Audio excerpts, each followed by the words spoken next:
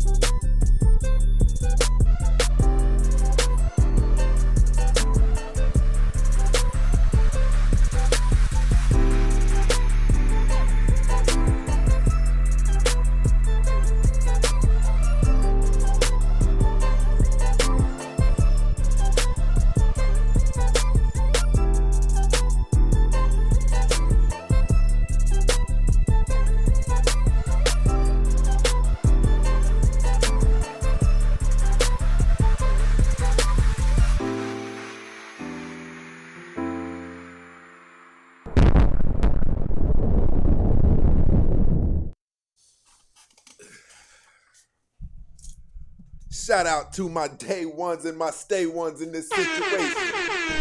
You already know what it is. AJB on track number 3. The caramel bombshell definitely off up in this joint. My people acting food today. Up in this mother. My people calling the dragons out. Oh shit, I ain't even see that. Listen, shout out to my mother. Situation. A nation can rise no higher than its woman is a prominent phrase attributed by the most honorable Elijah Muhammad in lieu of the second and third wave feminist movement, along with the most females feeling as they're equal to men and beyond the spirit.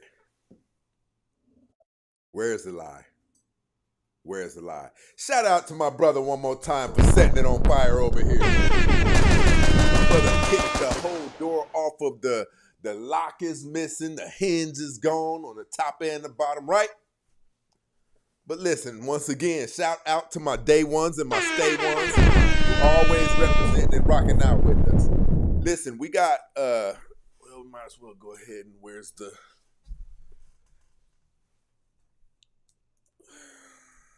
I know that's probably going to be... Shout out to Lovelace over here rocking out with us. My brother. You already know the business. Listen, we got a crazy show. Listen, you know what we thought? We thought, because we're all aware, excuse me please, of what women used to say to us. And you can almost understand it. Make sure everything is clear. Mic check, mic check. Okay, we got action. You can almost understand how women, what the hell is this? How women attempt to make it seem like, well, their information is not valid. They're men, they're the enemies. They're supposed to be talking like this.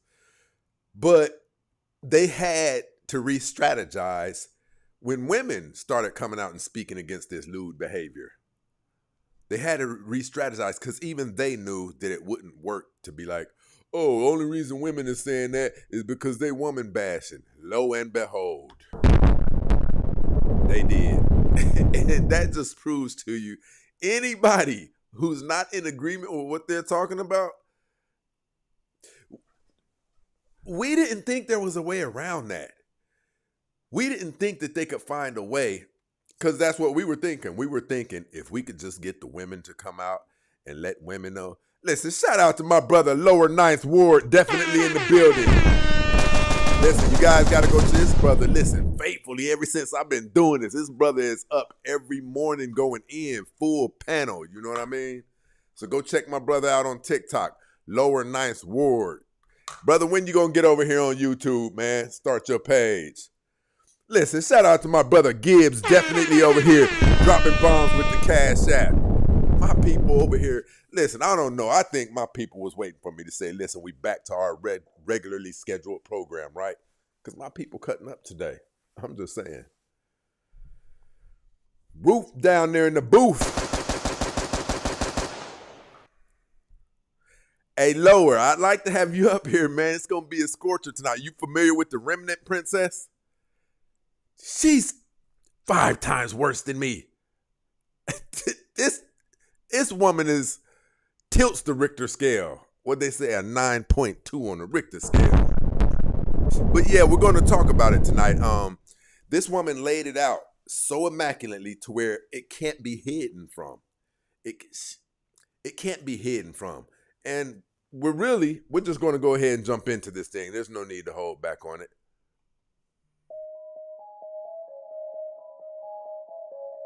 Has ran through her, clapped her cheeks.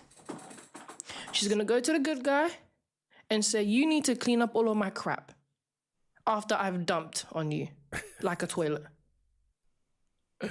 This is what Ether and them be talking about, that step dummy stuff. Listen, she's a monster, man. She doesn't hold back any punches. Let's get this out the way. Let's turn it up. Because we're definitely going to use this as a teachable today. Someone said we're very strong and y'all are weak. Are you talking about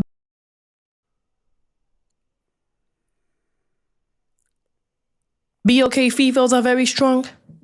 What do we always talk about? We always talk. No, you're not. You're not strong. We wish you were. Listen, I want to say this too. Shout out to my bro Lovelace over here, lacing up the Cash App with the $10 bomb. I appreciate the love, my brother. Listen, you guys got to stop saying that you're strong. See, what happened was our grandmothers were known for that. They weren't even saying it about themselves. Society was saying about how strong our grandmothers and great-grandmothers were because we could visually see the strength that they were displaying. Do you know how hard it is to have busted your man cheating and because it's the right thing to say, I'm not going to break this family up. I might get pissed off. I might not speak to him for a whole month straight, but we're not going to break this family up. That's strong. You're cowards. You're cowards. You look for reasons to run, not because of anything. You've been wanting to hop the fence and jump back over there on Jerome's tip. We know what's going on because we are the Jeromes, numb nuts. We are the people who, when you're in relationships, you've been flirting with us. You've been Who was that? Jess Hilarious? And this is no knock to Jess Hilarious because I'm going to end up, hollering at Jess Hilarious, right? But who was the comedian? Not Country Wayne. It was another comedian. I forget his name. They were live on The Breakfast Club. And she was trying to call him out for being scared, or I thought he was down low because I tried to put some pressure on him and he wasn't feeling it and this and this and that. Check this out. And he said, no, because you had a situation. You was in a relationship. She admitted. Then I went and lied to him, told him I wasn't in that relationship no more, even though I was. See what I'm saying? You guys don't have a reputation for being strong. Listen, let's be honest. Black men have a reputation for taking each other's lives. We know that. Black women, you don't have a reputation for being strong. You're very, very weak. Anybody can crack the poontang.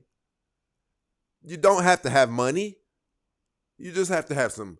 What's up, shorty? Okay, I'm digging that outfit. But I mean, you the one got that outfit looking good, right? What's your name? Bang, bang, bang, bang, daddy, bang. Let's go. Thank you, call me AI. Thank you, boy Wanna. Thank you, David. Thank you, Bethany. Are you saying that BOK females are very strong? In what world do you live in? In what world do they look strong? Yeah, they do. They look very masculine. I could agree on that. BOK females definitely have a masculine persona. Yes. They do. Shout out to ZF over here on TikTok. Being strong isn't always a compliment as a woman.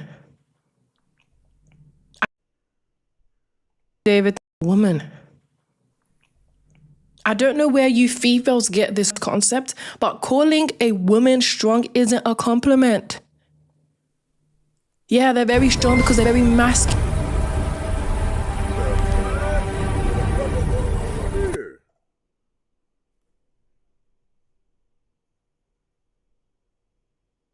Shout out to my brother over here said, perhaps it's good that a woman cries out against the foolishness of these failures, pretending to be bare minimum. This brother show got away with words, don't he? Listen, you guys talk about me. Peer down there in those comments sometimes.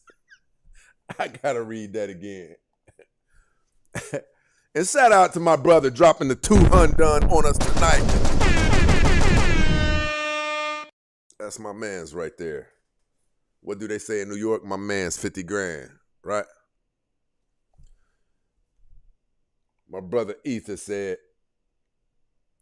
I'm going to tell you what tripped me out about when I read what he said.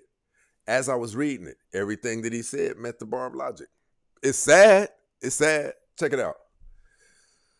Perhaps it's good that a woman cries out against the foolishness of these failures, pretending to be bare minimum women. He said they don't even qualify to be, listen. He said they don't even qualify to be failures.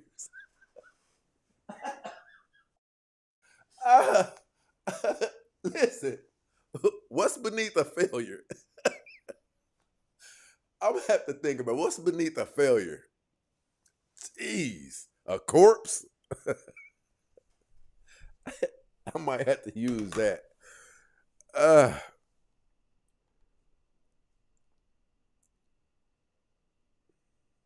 Let's go. They've been around so many men. So many men have clapped her cheeks. Of course she's going to be strong.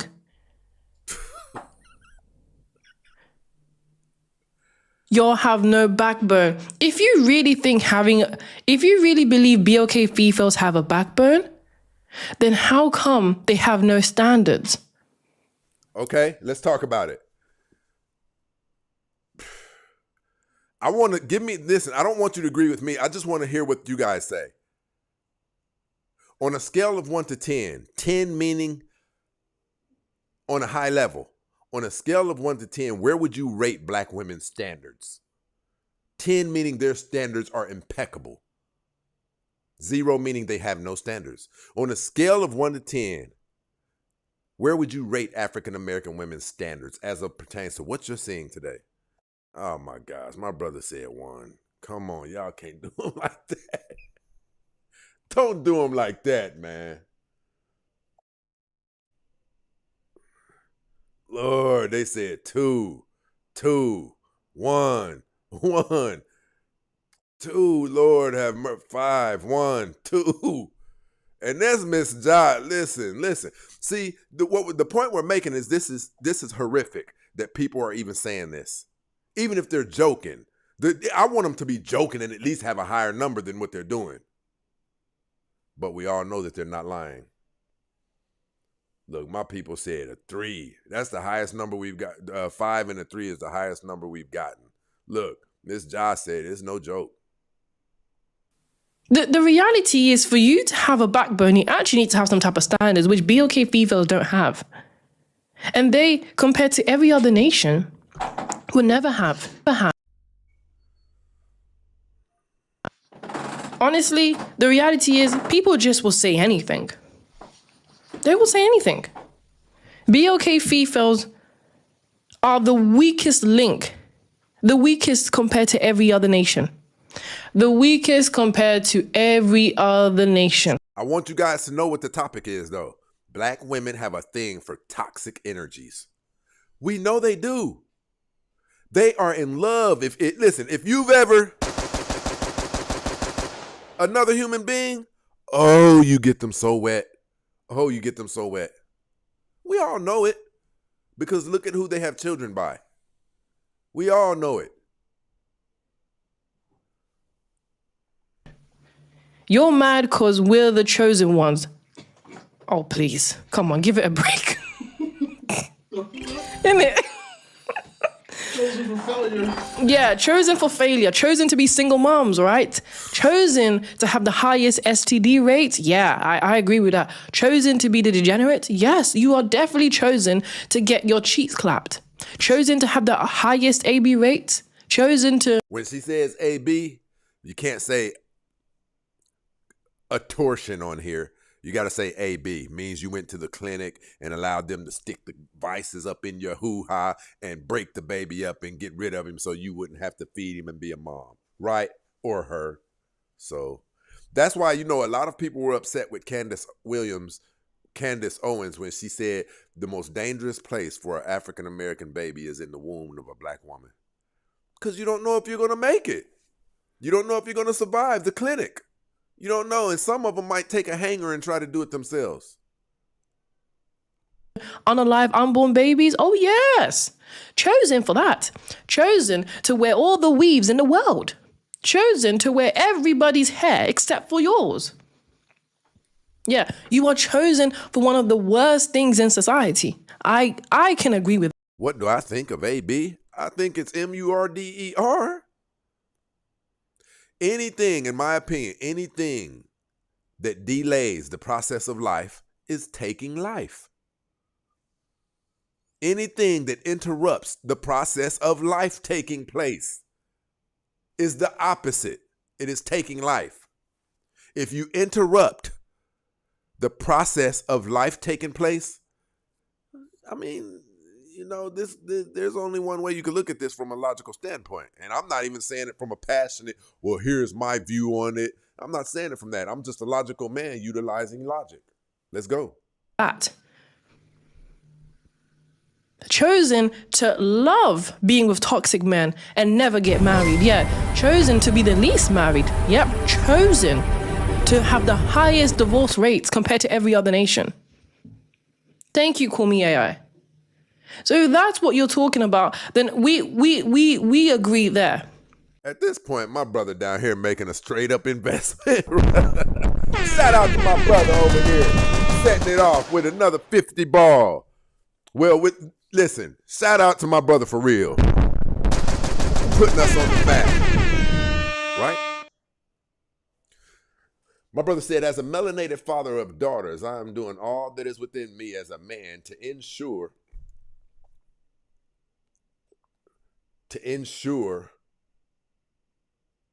they are successfully fit, friendly, feminine, inspirational, loyal, respectful, trustworthy, faithful, and dutiful in all of the facets of life as they enter womanhood. We're going to touch this for a minute. We got to go back to that. We got to go back to that. I need you guys to see what this brother as a man has tasked himself with. It could have been the NBA. It could have been MLB. It could have been boxing. It could have been PlayStation. It could have been all of that. This brother went into detail. Listen, let me see something. As a melanated father of daughters, I am doing all that is within me as a man to ensure they are successfully fit. He's talking about their weight. Sounds like he's grooming wives.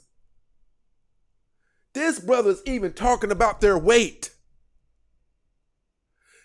Listen, that's why we know that the studies aren't wrong when they say that the children turn out better with the men. This brother went into detail on several specific topics.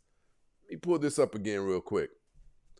All that is in me as a man to ensure they are successfully fit, friendly, feminine, inspirational. He's creating wives, man. Everything that he just described is everything that we've been telling you guys you should be. Listen, check this out. Since you want to go there.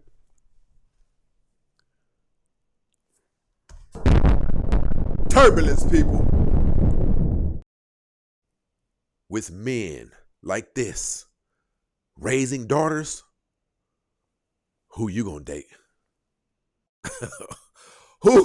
Who's gonna pick you over someone who has been groomed like that?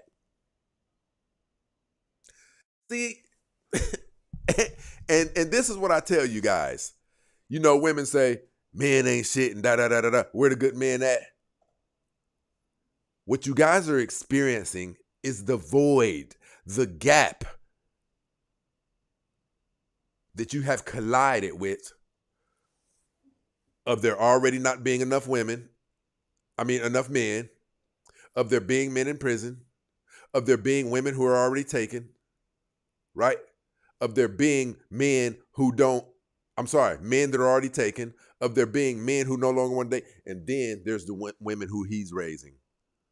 Men like him who are raising daughters, you won't be able to compete with that. Period. You won't be able to compete with those girls. So what are you going to do? What are you going to do? For those of you who don't know, I'll tell you what you're going to do.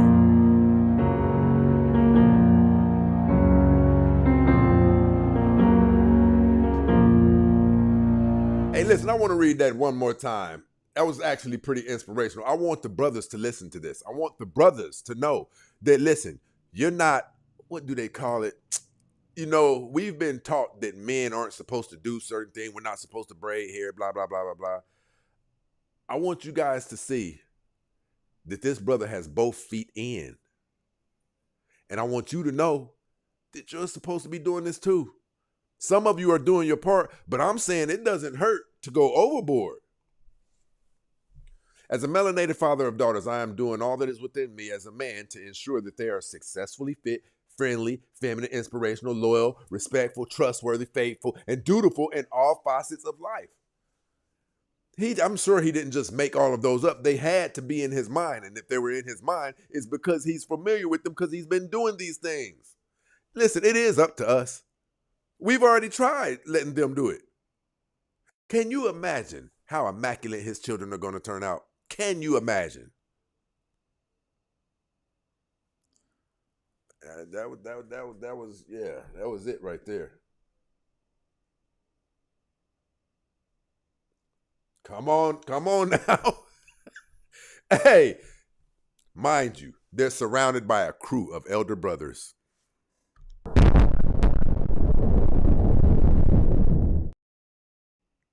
You know what? We're going to salute to the brother Ether because we do a lot of complaining. We get on the women about, how the kids are turning out. And this brother's being an example of what we wish was taking place. Just imagine this. Listen, they got that dragon jumping off up in this mother. It's my brother again. What the? Brother that's right. My brother done cracked the lottery open. Shout out to my brother over here setting it off again with us. My brother said, understand that I speak as a husband, a father of 7, and a widower. I am selective with women I entertain also. We don't get to hear this enough. This society has kind of taught us that it's not cool to be an individual like that. We get props the more hoes we got. See, that's why this is dope that this brother's speaking out loud like this. We're kind of taught, man ain't supposed to do all that he's talking about he's done. We do, and that's really messed up, because we do. We get props even in our music, and then we get props the more hoes we got. But this brother is raising a legacy. I moved all the way across the country to raise my legacy. We're gonna have to have these discussions more, because I believe truly that there are, I'm not saying down here, I'm not saying any number, but I believe that there's a significant portion of people who have not heard a man talk like that. Lay it all on the line like that. No, we got to talk about them bitches we got. We got to talk about that strap that we carry every day. Not that there's something wrong with it, but I'm talking about, what I'm talking about in the ghetto way. Niggas. This brother sounds like he runs a household. Right? Everybody who you may not be moving to the degree, you're doing your thing as a dad, but everybody who may not be moving to the degree of the details that brother laid down, hey, use that as a learning. There's no shame in it. There's no shame in it. Use that as further data that you can dump in yourself. Some of you can look at what this brother said and be like, okay, I do my thing as a father, but I never thought about adding this and that to it as well. Man, them daughters gonna be scared to disappoint him. It'll break their heart to be about to do something that they think. And I'm gonna tell you something. Those daughters he has, and mine as well, before they do something lewd, dad gonna pop up in that head. It's gonna take more than some slick words and some game. We have these conversations. We have these sex conversations.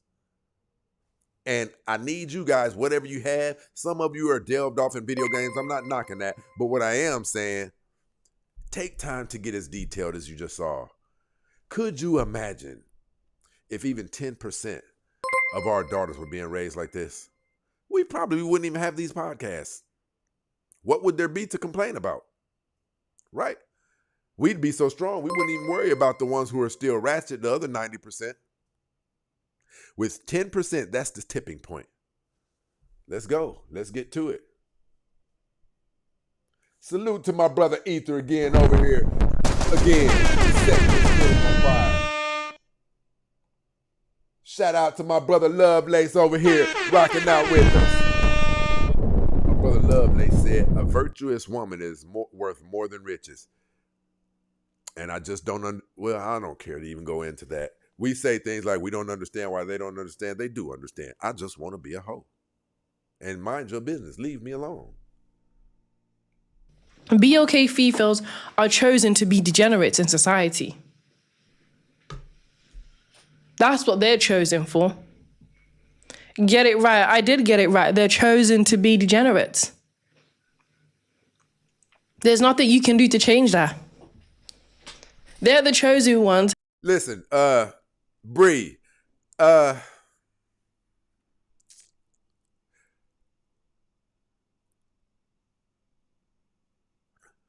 I am having to adjust certain elements and aspects of me in order to get my message through. So I have to address women in a different way to where they can receive the information, because the truth of the matter is we're not up here to hurt women's feelings and things like that. We really want you to get the information. So Bree,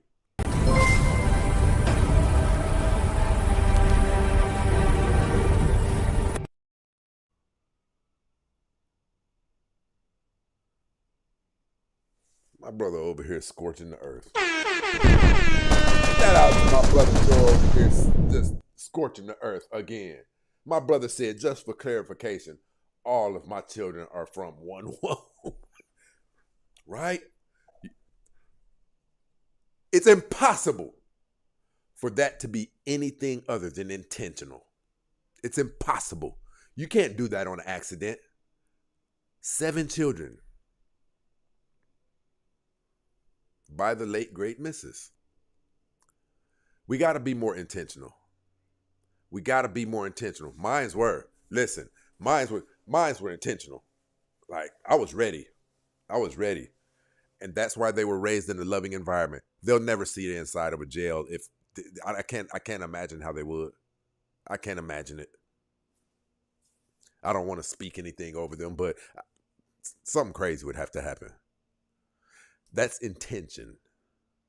And shout out to all of the other fathers who are really fathers, right? Those of you who have children that for whatever reason you're ignoring them or whatever, figure out a better way.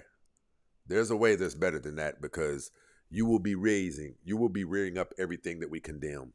I understand there are certain special circumstances. I get that. But with all that is in you, try to figure out a better way. The kids do not deserve it. The damage that they will inherit is irreparable. They're lifetime of therapy. And a lot of people don't know how to say, hey, I'm messed up. Can somebody get me some help? So they'll just be damaged. Just listen to that and see if you can do anything with it. Bree, here's what I was going to say. Oh, well, Ether done shut him off, but I'm going to still say it anyway. Never mind. Let's go. But meanwhile, they go to the clinic more than anybody else. They're the chosen ones who unalive their unborn babies. Who does that? Shout out to Biggs. Ask your great-granddad what we are. Yeah, degenerates. That's what. Everybody knows you're degenerate. That's why every person that came from the... I apologize, but this show is about my people. This is our show, so we got to address it.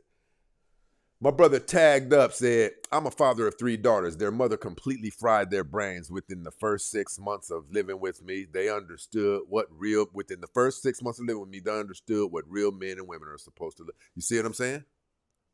That's what I'm telling you. He said their mother completely... just look around at what they're interested in. Do you think people like this are supposed to be raising children? It's very unfortunate, I'm not going to lie.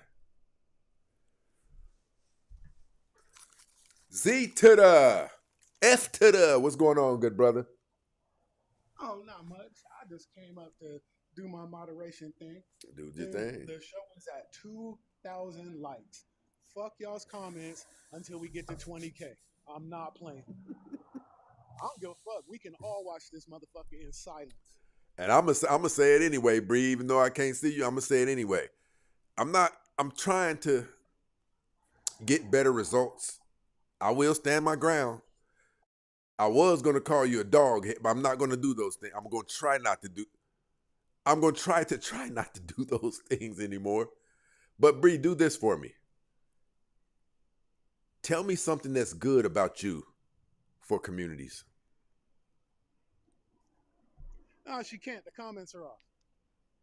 Tell me something good about you that is good about to communities. See, you come up here every day. Sweetie, how can't you know that you're serving no purpose? How can't you know that? You're dead weight at this point. What purpose do you serve? Even having a womb at this point. So what? You think it's funny that you come up here and you do that every day. It's not funny. What you're doing is you're letting everybody see how broken you are. Instead of whoever it is that's close to you, asking them for help. Listen, I know you might not even think that you need help. They say crazy people don't know that they're crazy, right? Let someone see your lives, see you come on these lives sometimes, someone who loves you, and let them assess you. What could you possibly be gaining out of coming up here spewing negativity every day? What is your ROI? What is your return on investment in that? What are you getting from that? It's crazy. And it's not even just her. That's the bad part, ZF. It's not just her.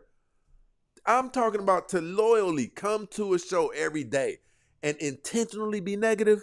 That's nuts, man. I'm just going to start muting her every time I see her. I ain't even going to block her. I'm going to keep letting her come up. And the first comment I see with her name next to it, I'm muting. She getting muted. It's stupid at this point because she doesn't even want to have a conversation in the comments. She won't come up. She doesn't actually want to have a conversation in the comments. So skip it. What's the point? She's not here in good faith. Like, I can see if she disagreed in good faith. Right. That's not why she's here. She's just here to be a disruption. So I'm gonna start muting her. I won't even block her. I'm gonna just mute her every day. Listen, shout out to my brother Mike up in this situation supporting the show. Women of color have been taken over by the white. Listen, that couldn't even been said better. They're not even our women. That's why they don't seem like our women. They're somebody else's women just interacting with us and responding to us. That's it. We'd be better off with the wives of the Klan members. They would treat us better. Where you think the names Ray Ray and Pookie come from? That didn't come from other women. Here's the thing though, Stacey. Right? Women like her ain't got nothing better to do because their whole life sucks. 100%. And and here's the thing, she won't even come up without a camera. We know she ain't gonna come up. But I think her voice is as ugly as her attitude. She probably sound like Tone Loc in this motherfucker. You know why she won't come? Look, I'm trying to behave. Y'all, listen, work with me. I'm trying to behave. I told y'all. Either that or she inhale after every other word like Biggie Smalls. For real? Let me see. I see. Hold on. Who was that?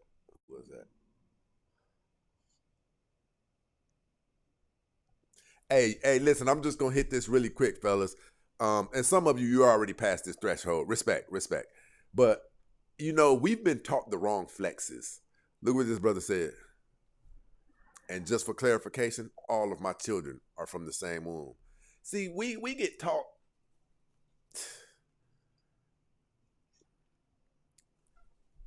We don't have OGs anymore.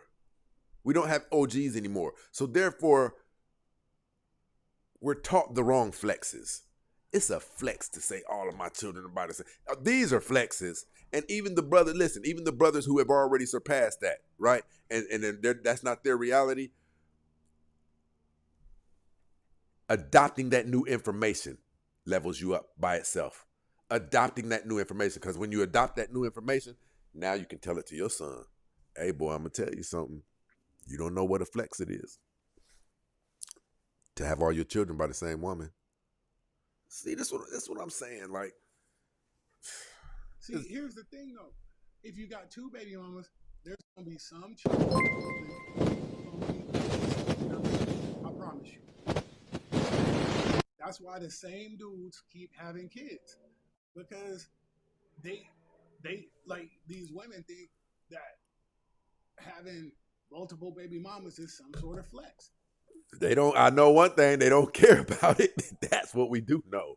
Shout out to my brother EJ over here setting it off, rocking out with us. My brother said that's not just a Hughes, bitch. That's an elephant.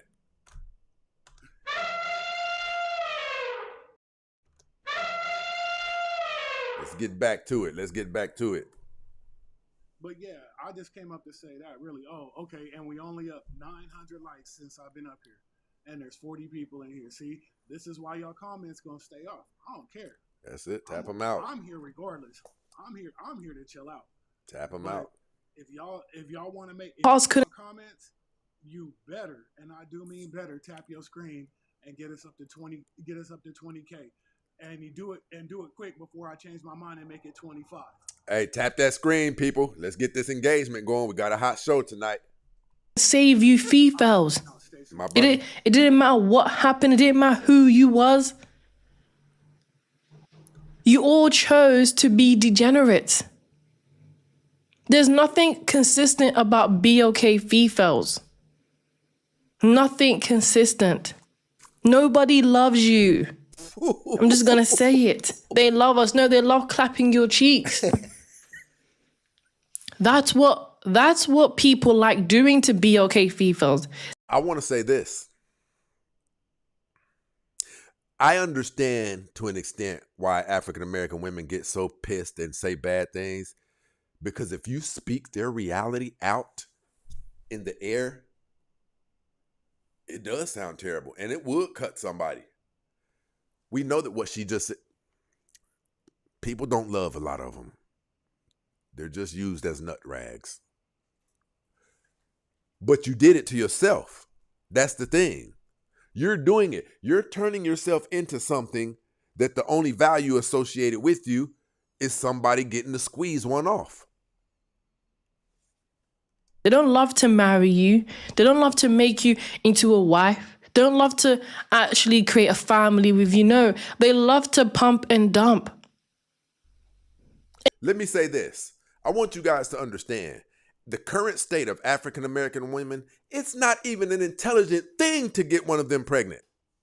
If a man like me, a man like Ether, see, and this is one thing that I dig. You skim down there in the panels over here on YouTube, the brothers who I rock with and who rock with me, these are the caliber of men who women want to have a baby by. Listen to them talk every time they're over here. Look at their comments and things like that. You know what caliber of men are over here. Right? But here's the caveat. These men don't view it as a good investment to get one of those women pregnant. So you say you want the good men, but the good men look at you like an unworthy investment. And it's because of what you're doing. You need to secretly pull off to the side, start watching The Real Stacey Prince, start watching the late great Kevin Samuels has a lifetime of material. It's time to start reprogramming yourself, unless you want to stay qualified as the women who only get their cheeks clapped, who only get knocked upside their head with the infamous belt buckle jingle. Unless you just like that, then keep doing it. And don't be telling yourself, oh, I plan on changing in about 3 more years. I'm going to have some fun, but I plan on changing in about... Woman, you're 47 right now. You'll be 50 in 3 years. That's when you plan on changing? That's when you plan on getting serious on Plenty of Fish or Tinder? Lord help you. Guess what? BOK females love it too. Yes, they love it too. They love to be pumped and dumped. They love to be treated like they're in the streets. Thank you, Boy Wonder. BOK females love that too. That's why there's so many single moms out there. Do you think it's a coincidence there's so many single moms? Listen, let's talk about what has to be really wrong with a person to love getting pumped and dumped. What has to be going on in you where a man can go raw? A man you just met, you thought he was cute. I'll never figure that one out. I'll never figure it out. Do you think it's a coincidence that BLK females have the highest single mom rate? And it's one thing if you have the highest single mom rate and it's about 10% and the rest is about 2, 13, whatever. But it's up to 40% in the whole entirety of Western society.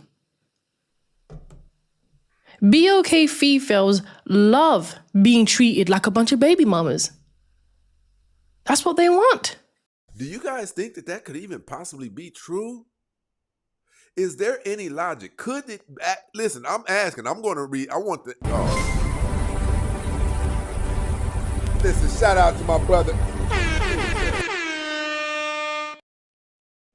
Oh, that's ether ass getting up in here. Man, listen, this brother better not put up another super chat today. Listen, just spew your mind and I'll read it off, brother.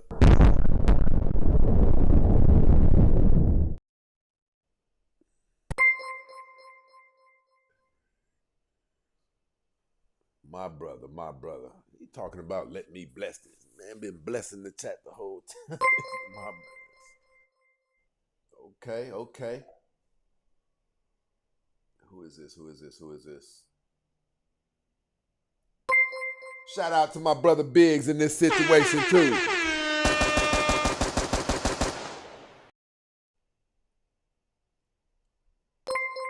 Oh, listen. Never mind. I'm not even going to say anything.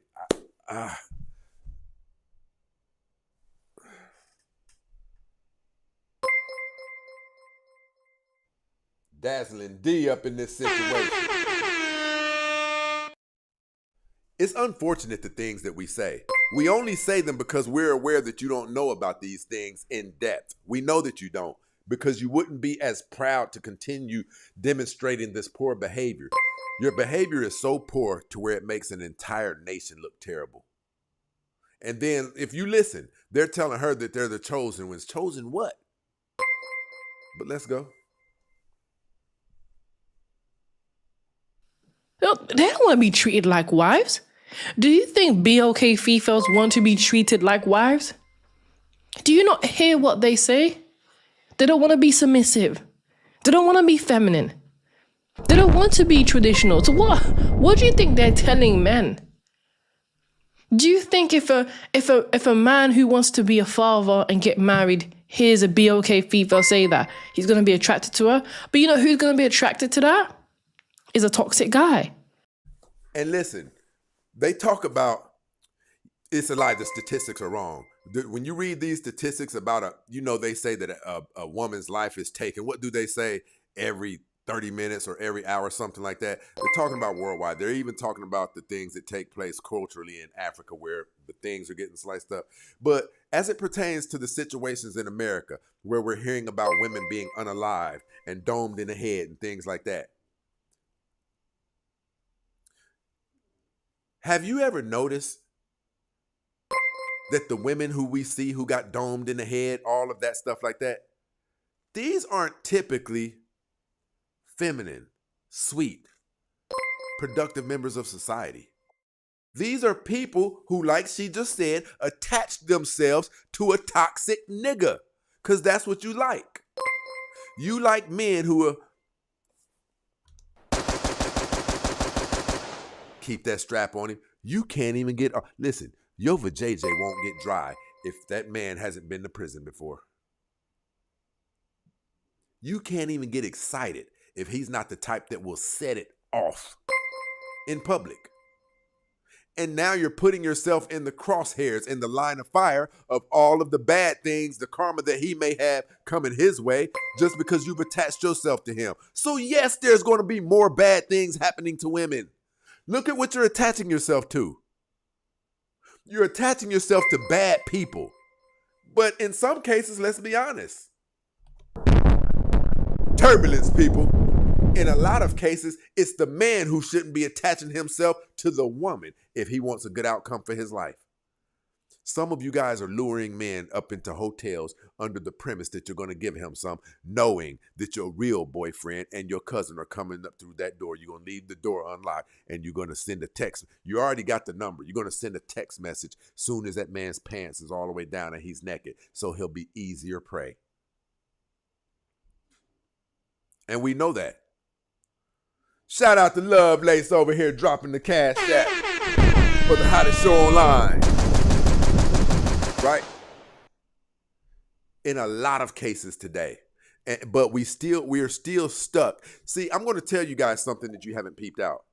A lot of the things that they say, they're living off of the reputations and the resumes of our grandmothers and our great-grandmothers. When they say we're strong and things like that, when they talk about the way they deserve to be treated, it's not these women. It's not these women. See, these women are 4 generations removed away from being able to see what a real lady looks like. They're 4 generations removed away from it. They never got to see it. So now they're just acting out according to what their broken and fractured mothers are teaching them. They're teaching them to go against everything that helps them progress in life, which is a man. Yeah, I want you to get your education so you don't need to depend on a man. Okay, so you'll never know how to depend on a man, goofy. You think that you're going to live through this world without needing to depend on a man? But you won't know how to do it respectfully because you weren't taught how. You won't know how to get what you want from a man from a respective place. Therefore, you won't often get what you want from a man because men demand respect. But let's go. Because the truth is, he's not looking for you to be submissive. He's not looking for you to be a wife. He's looking for you to bend over and let him clap your cheek. Shout out to my day one, the international quiet storm. Definitely in this situation. My brother. Salute, salute, salute. He's looking to pound you like yam. Yeah, toxic guy love a masculine female who has all the experience. Toxic men love a BOK female who gives her whole entire life to work and only gives him nyash. Hey, listen. That's the truth. We got the remnant that's up in this mother over here rocking with us. Hey, ZF.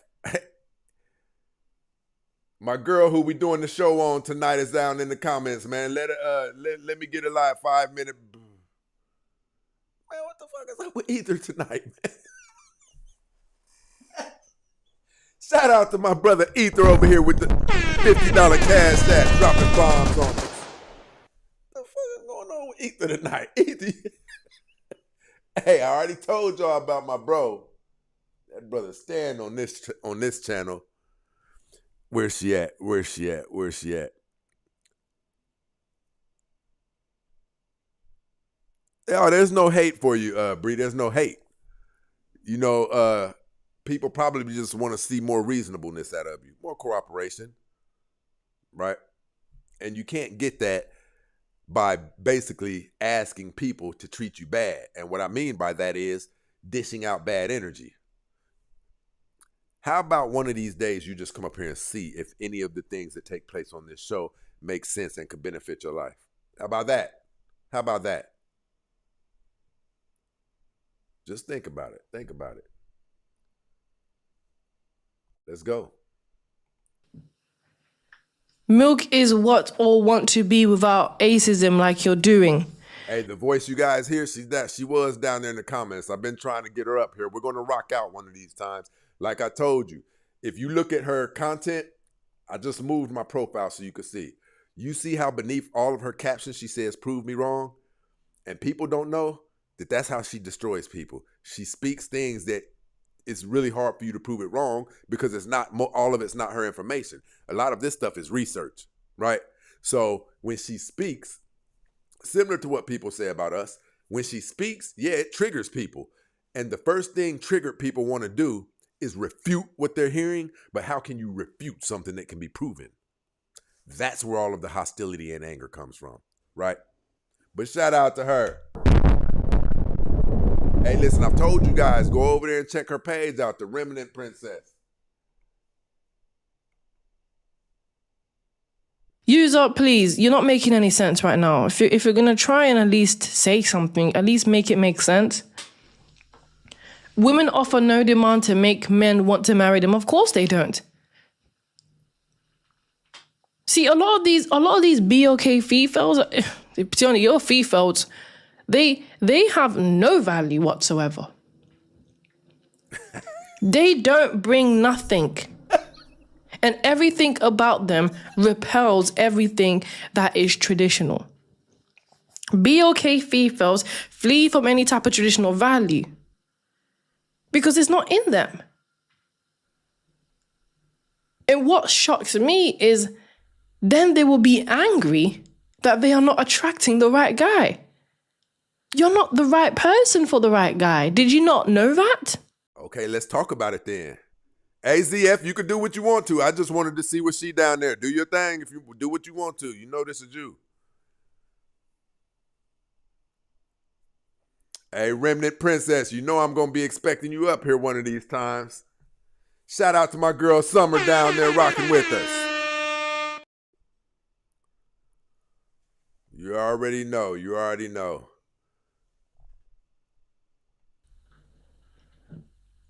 You will never be that person for the right guy. You will never be the good woman for the good man.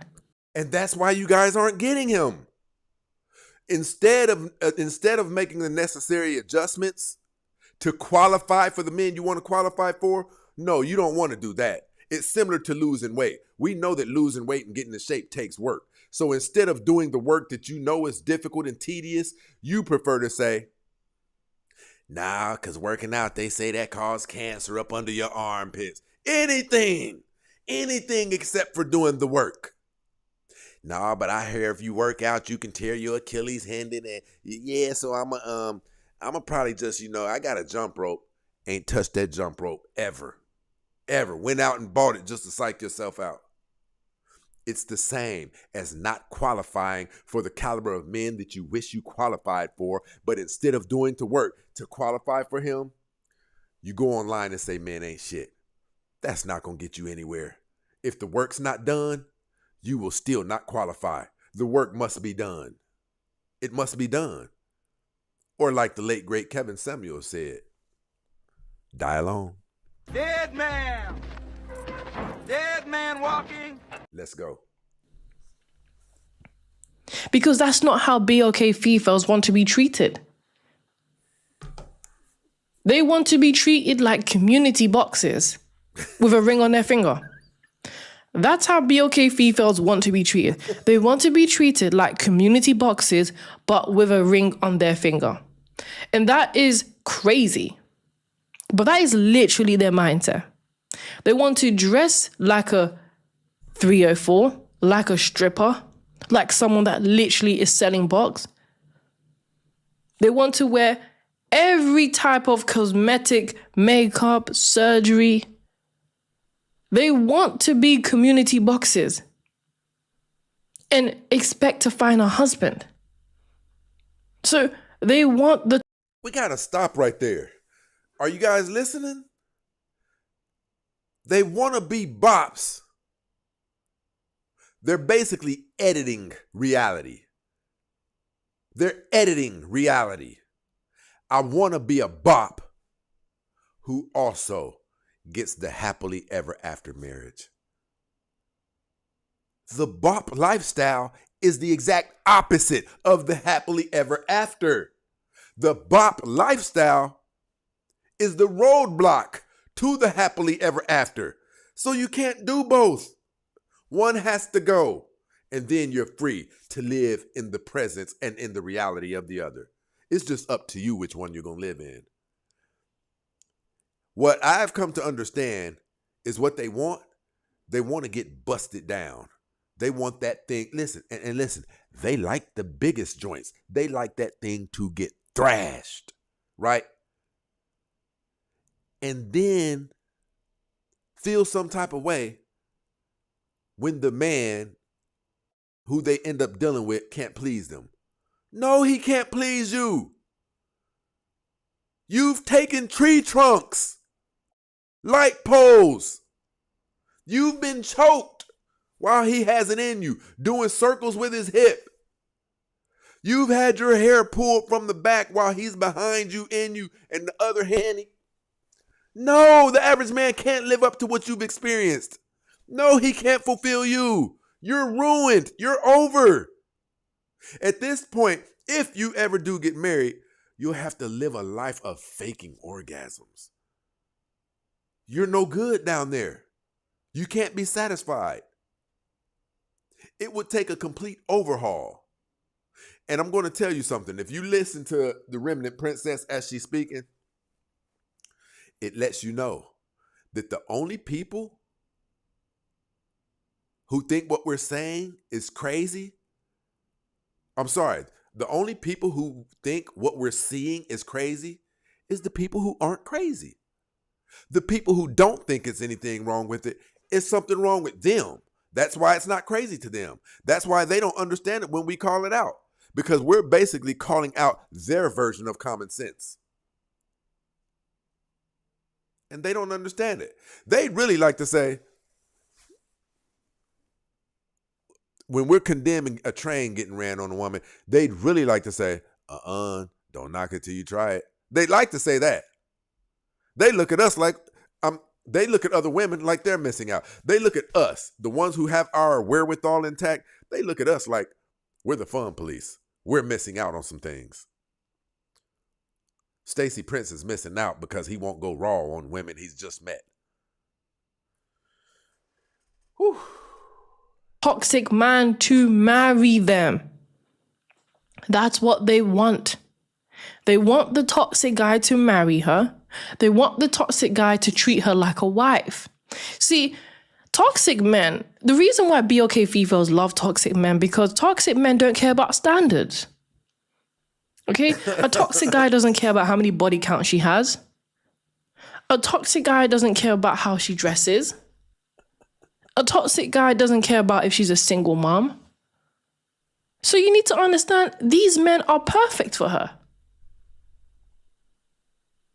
The only thing that these BOK females want from these men is marriage. Make me your wife so we can be together for the rest of our lives. And I can be a community box and you can do what you usually do. But you're never going to get that from a toxic. Listen, this is funny, but it's crazy because we know it's the truth. Shout out to my brother tagged up in this situation. Hole is the size of a toilet paper roll. For those of you who can't vision that, some of you are gaped open like this, and we know it. The only reason we can't just look and see up and through there is because your lips are so elongated and stretched out to where it's like a blanket over a cave. Blanket over a cave door. I'm not saying it to make fun of you. I'm telling you that's proof that you went too far. You're walking around like this? Are you kidding? There go my girl. There she is. Tell me how your night's going. Thank you for having me. I appreciate the support. Nah, I appreciate you for dumping really that good to- fire out. It was good to hear your take. Thank you. Listen, I got a couple of questions for you real quick. Where Okay, yeah, go ahead. where did you get this view? Where did you what made you start thinking, like observing and coming to the conclusions you come to as it pertains to African American, I don't want to call it culture, African American destruction? What brought you to this conclusion? Honestly, I don't just target BOK women from the US. I target BOK women in Western society because when you take a look at the results of the marriage rates, the single mom rates, is consistently low all over Western society. Mm-hmm. I would say I got this view based off just understanding traditional values and the results of it, and then the lack of results that we're seeing in the community. And when you hear a lot of BOK females talk about men, it's just inconsistent Right. with their behavior. It's inconsistent with what they push out. Let me ask you, do you believe, what percentage of these women do you believe really want a long-lasting marriage? I would say 20%. I agree. I probably would have hit that right on the nose. Because see, if once you start developing the desire for a family, or maybe you're past the age of family, once you start developing the desire for a wholesome life, you can't be a bust down anymore. And that's just something that's simply not willing to give up. Oh, no. I got 3 men who every time they touch me, it is like fireworks. I don't know how I can give that up. And so when she does try to push herself into a serious relationship without the reprogramming happen. I tell people that their taste buds need switched. Without that happening, then that man is just going to get cheated on because you haven't let go of those old memories yet. You disagree with that? Can you elaborate a little bit more? What do you mean by I don't think that they want to get married. I believe that they're not willing to sacrifice giving up all of the amazing lovers that they have right now. So if they were to get Yes, I married, do agree with they would that. have to give up their amazing lovers right now, and they're just not willing to do that. Yeah, no, I definitely agree with that. How I see it is, women know what they're doing. I'm gonna say women because this means every type of woman. Whether she's traditional or not, women know what they're doing. And in your prime years, women understand.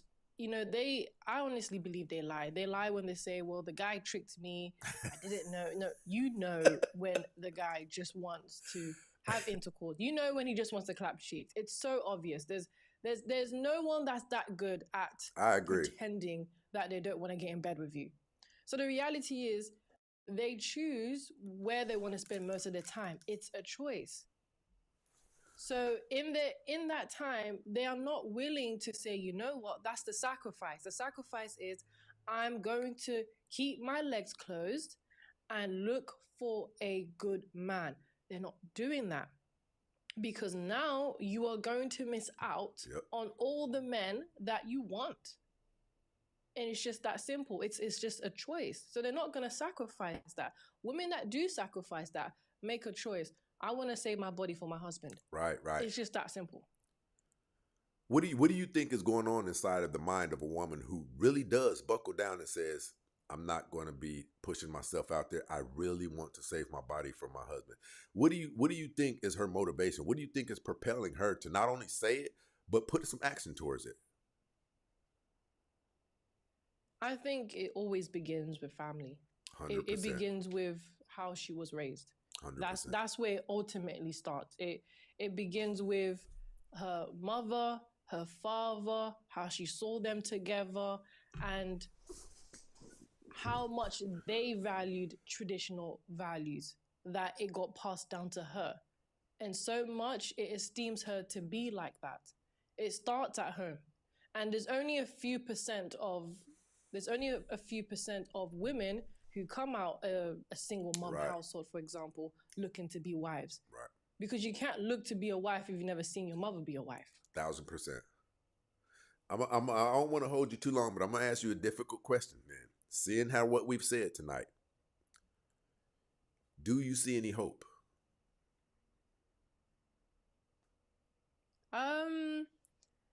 Honestly, I don't want to sound pessimistic, but no. Right. I don't see, when I say I don't see hope, I don't see BOK females magically saying we are going to start submitting to BOK men. Right. I just don't see that reality because that's the only way things can change. And a lot of BOK females don't like that conclusion because they always ask me, what's the solution? The solution is very simple. Submit to BLK men. That is really the solution because they are the man, they are the conquerors, and they are the ones that are going to solve the issues that are happening in the community. But if you don't do that, then nothing is going to change. So really, when you ask me that, I'm hearing is, are BLK females going to submit to BLK men? Mm-hmm. I think we all know the answer to that. That's very unfortunate because, you know, a lot of times, a lot of us, like me, a lot of us would like to say, I'm not going to involve myself in things because, you know, as long as it doesn't pertain to me. But very, very, very unfortunately, how they're conducting themselves out there, it does affect us. It does affect us as a whole community. We will have to go get pop permits because the more bastards that they have out there, those are going to be the ones jumping out of cars, trying to snatch us out of our car, carjack us, or sneak up behind us when we... This is what's happening. That's where those type of people are coming from. And it's a problem. So what they do, it does affect us. So it's, you know, I've had people come up here and say, well, how come, what you worried about what we do for? Because it affects my children. I'm very adamant about addressing the type of environment that the next generation to come after us will have to dwell in. And if, according to what we're seeing, it's not going to be good. You're not in the U.S., are you? No, it's not. No, I completely agree. You know, you can see it in the youth, you can see it in the generations that are going into their 30s or in their 20s. And, you know, I speak to even young BOK females and their mentality is so warped. You know, they sound just like these 30-year-olds, 40-year-olds. Right. You know, you will ask them, well, why aren't you married? I'm too young to get married, but you're sleeping with your boyfriend. Right. So you're too young to be in a committed relationship, but you're old enough to get your cheeks clapped. It don't make sense. And I don't think, listen, I don't see the way me and you can compute that, and it's really simple to us. I don't know if I'm correct, but I often arrive at a place where I say to myself, as fluently as me and you just comprehended what you just said, I don't think they do. I don't even know if they can comprehend it. I think there's something high level wrong, and even mentally, because I don't think that people, if this was a movie, they couldn't act this out as accurate. Like, this is high levels of damage that we're seeing. This is broken human beings. I tell people this often. The same way you can drop a light bulb right now, and when it hits the ground, it crashes. Well, people can break too. And it's like we're seeing zombie apocalypse. It's like the things that we're seeing, you know, they go from they don't even give us time enough to adjust to their extremes. Like, tomorrow we see long fake hair that doesn't even belong to this group of women. Long ratchet Freddy Krueger fingernails. And by the time we start processing that and stop talking about it, now next month they're giving us BBLs. Next month they're showing us that they're willing to cut their cheeks open and get fat from. So it's not stopping. They're introducing us to new extremes every day. And it makes me think that these are zombies that we're dealing with. These aren't normal people. What are your thoughts on that? I agree with that.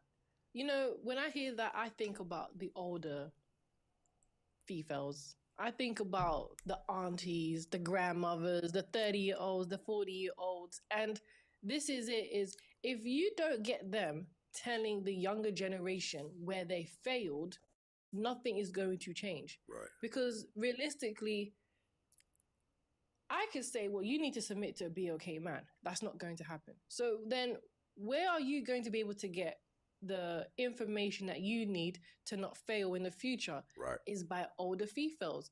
But they failed so much that they're not going to do that. They failed so badly at being wives, at being mothers, and actually being able to have a fulfilling lifestyle that it's embarrassing.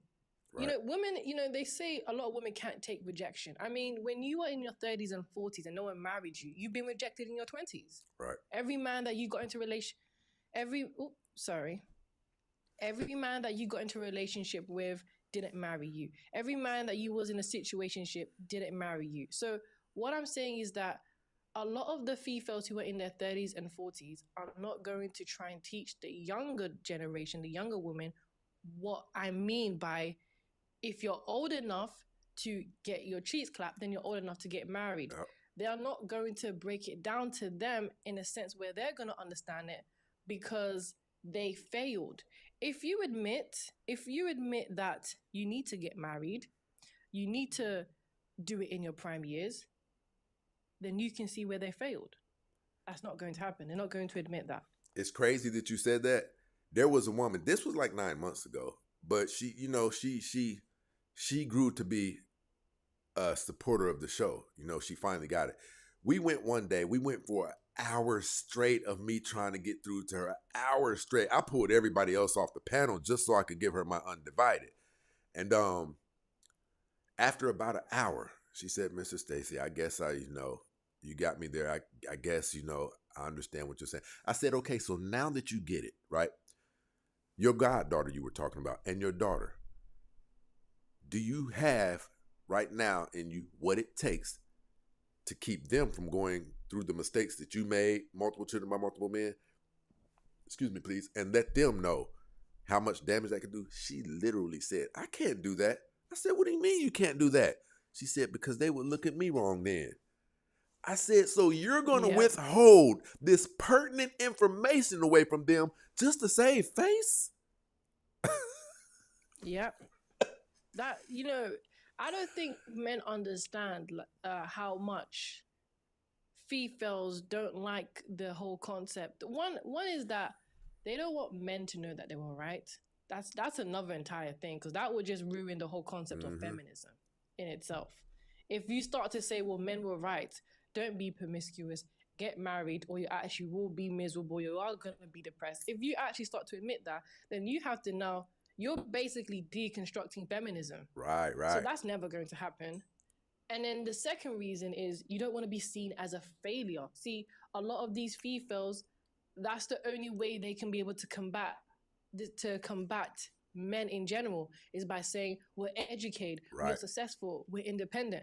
So if you now say, well, I failed, then everything that you said was just a lie. Yep. And it actually debunks everything that you've been standing for with the sister code for the last 10 years. It's a sense of now you're turning on the, and I've seen that. Like, we've had women up here who will stay with their ignorant points that have already been debunked because they don't want to let the sisters down in the comments down. And I guess I gotta agree with you. Like, when you have that many elements preventing someone from getting back on the right track, it just would be, I'm not gonna say impossible, but it would be very unlikely to get back on the right track, because like you said, leadership is key to all of this. Leadership is key. And women have, modern women, I'll say, because there are some women who got this thing right. There are women who got this thing right. And there are the women who champion the cause like we do, because we want better outcomes. We want to see better the solutions, right? But a mass bulk of these women, they are locked in with the sister code. And therefore, even if something does sound logical to them, they're just going to continue. It's like the blind leading the blind. And I don't see how anything could get better out of that. I don't see how.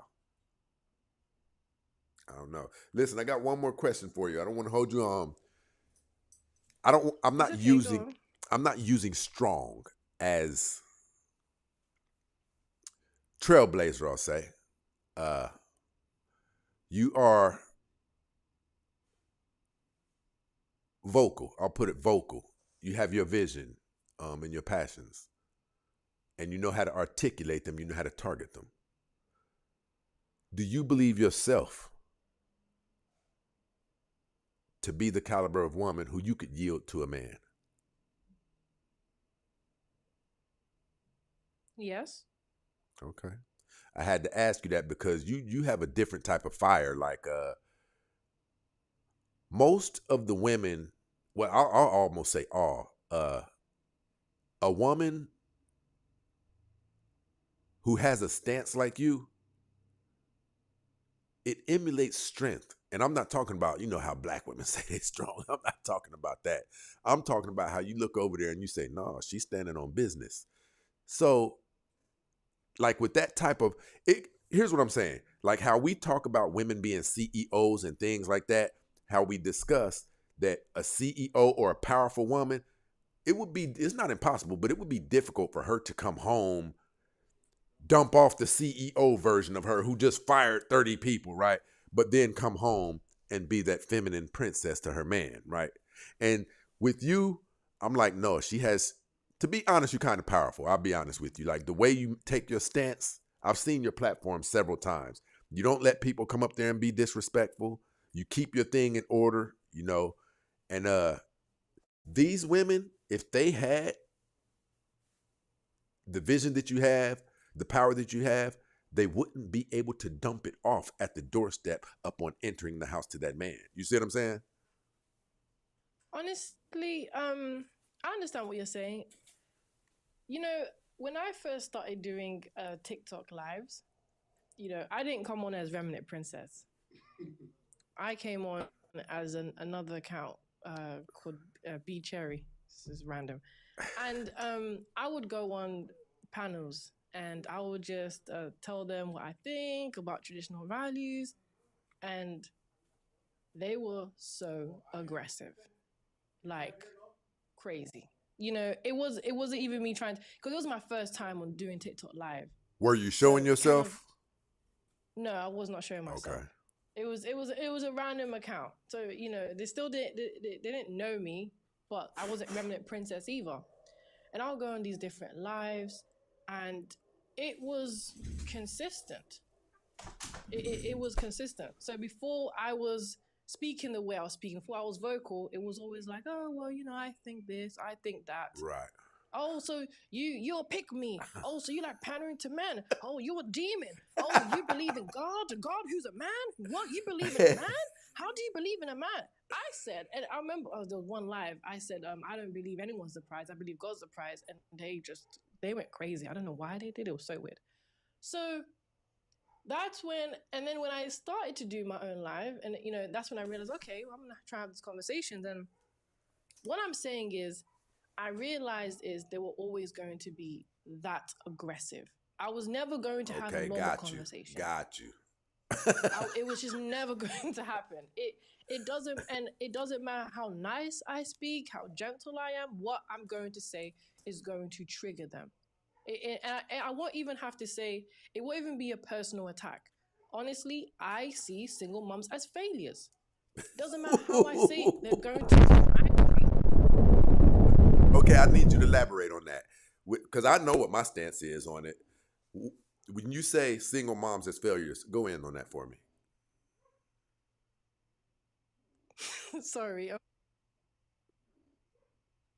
The reason why I see single moms as failures, you know, in simple terms, when a female or even a woman is having intercourse with a man, you know whether this man is going to be your husband. You know whether this man is going to be a good father. It's just the fact that you chose to be a bot. You chose that.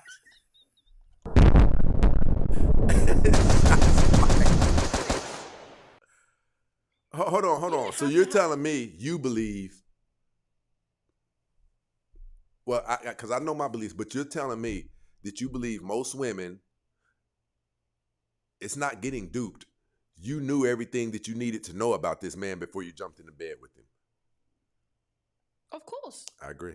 Of course they did, or they would have never been in bed with him. You know, this is it, right? A man who actually wants to be a husband and a father is not going to. A man who wants to be a husband and a father is going to go find a wife. No doubt about it. So, who are you in bed with that has not married you? Who are you in bed with that is not actually taking it to committed relationship? Because a man who wants that is going to do that. 1,000%. So you are just shacking up with this man because you want to.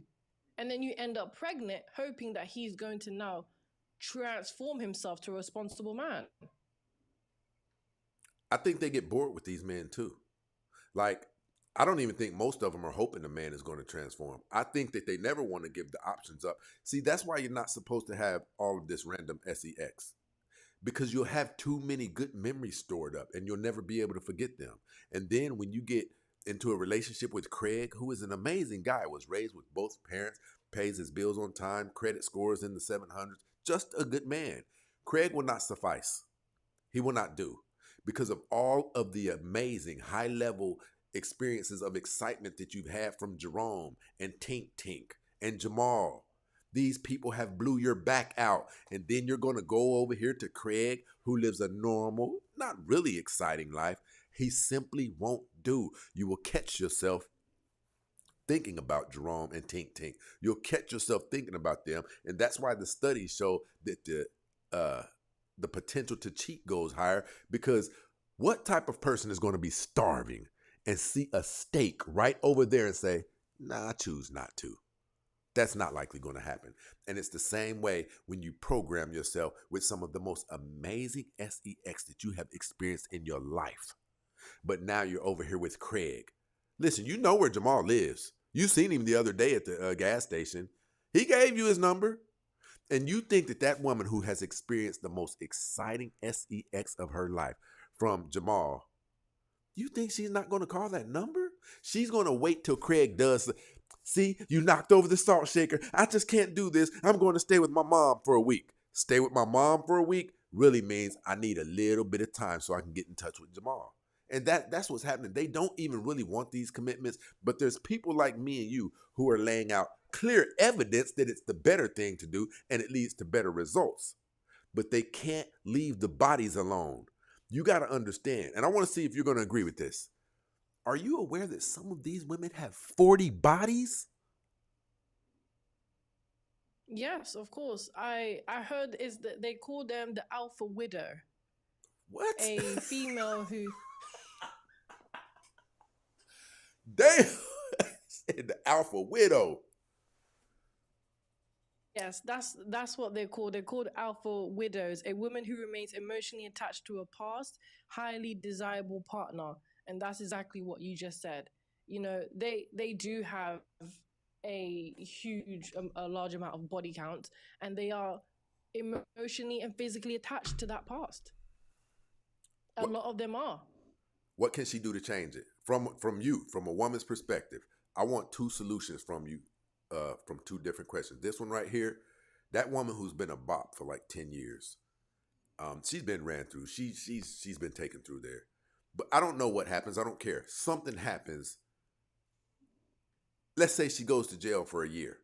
When she gets out, she's on a clean plateau. She hasn't went back to the left and she's not on the right. She's just in the middle. How can that woman change to be a better woman? How can she change to be a better woman? Well, when it comes to marriage, you know, the type of men that she's going to attract for marriage is going to be low quality men. I'm just going to be very honest with you. There's not going to be a man that's traditional and that's going to want to marry her. Mm-hmm. So someone in that position, they need to accept that reality. You need to accept the chances of you having a great husband, a great stand-up man who is going to find you attractive is, I mean, 0.001% chance. So accept that reality and uphold better standards from there. Mm-hmm. That's what I would say. But that's a reality I don't think they want to accept either. They want to believe that, well, I am now ready to change and I deserve the best quality man. I guarantee you that my people down there who are listening, this is my first time being able to say this. This is the closest that I have ever come to hearing myself talk. Dead. See, I'm listening to you and I'm like, okay, I see what women are talking about when they say what I sound like. But here's the thing. You have to say these things in order to give people a dose of reality, because if you're not living in reality, well, there's nothing to fix. You have nothing to fix. And if nothing gets fixed, it's going to be a repetitious cycle. It's, what do they call it? Dog chasing his tail. So that's why I've always been prone to just saying it what it is. women who have multiple children by multiple men. I believe this. Let me see what you think about this. You know how you hear certain women complaining about the man, always has to borrow money from her. He doesn't have his own car. He likes to drop her off at work sometimes. He smokes tree. He tokes tree a lot. And listen, this going to sound bad. The man who's abusive in some ways, I believe that man is the exact equal for someone based on what she's done to her life, based on the degree of dating damage that listen, that man who's a piece of shit, he is the exact equal for a woman out there somewhere. Society has just taught us to not view women as pieces of shit. But that woman who has been down through there, who has been to get a shot of penicillin in the butt several times, who has been to the AB clinic, that woman has a match out there. And that match isn't pretty. But when it comes to women, we don't like to say that. We don't like to say, I'm not going to say deserve, but we don't like to look at it like that guy who's verbally abusive and might go in her pocketbook and steal sometimes. According to the dating market, there's somebody who qualifies for that man. Do you disagree with that? No, I don't disagree with that. I'll be honest with you. I just say that some females, to be honest, you get what you deserve. I'm not even going to say something. That's what I'm saying. Everyone in this life gets what you deserve. And if you take a look at the word deserve, it's about quality, okay? Do you qualify for what is happening? Now, if you are a female who has a very traumatic past, so you have unalived, unborn babies, you've slept around, and you've been in these toxic relationships, when you end up in a relationship with a man who is none of those things, you are going to be the abusive one. Right, to right. him. So the equal is what you don't like. I agree. The equal is the guy who you always are arguing with, who you're always aggressive with, and he's aggressive back. That's your equal.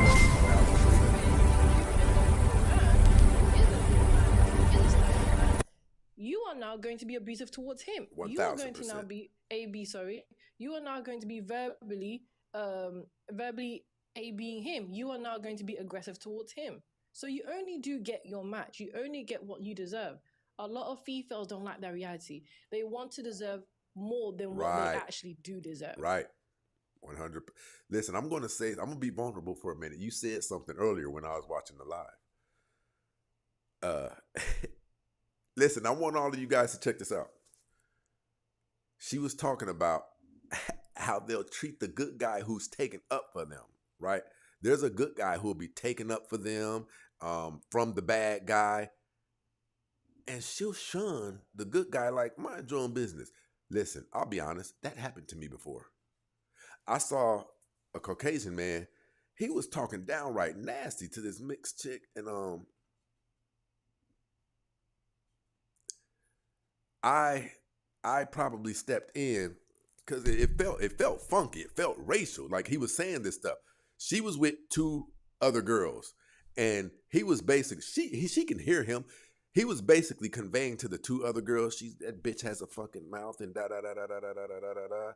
And I'm getting offended, right? I stepped in to say something. Like, you're talking to this sister like this and da da da. Listen, that girl treated me like shit. Went back over there to the white man who was talking about her like the scum of the earth. This was some decades ago. But, I thought I was doing what I should have been doing because it felt more racial to me. Listen, she was like, I'm good. You don't have to worry about what I was like, damn. It goes right along with what you were saying earlier. It's like the more aggressive, the more toxic. That's what they want. They don't really want a happy ending. I don't think they do. The majority of them don't, because the women who want a happy ending, they typically get it. That's what I believe.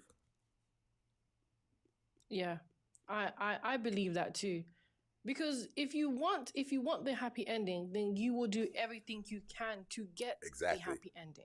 So it wouldn't make sense to be with a toxic guy.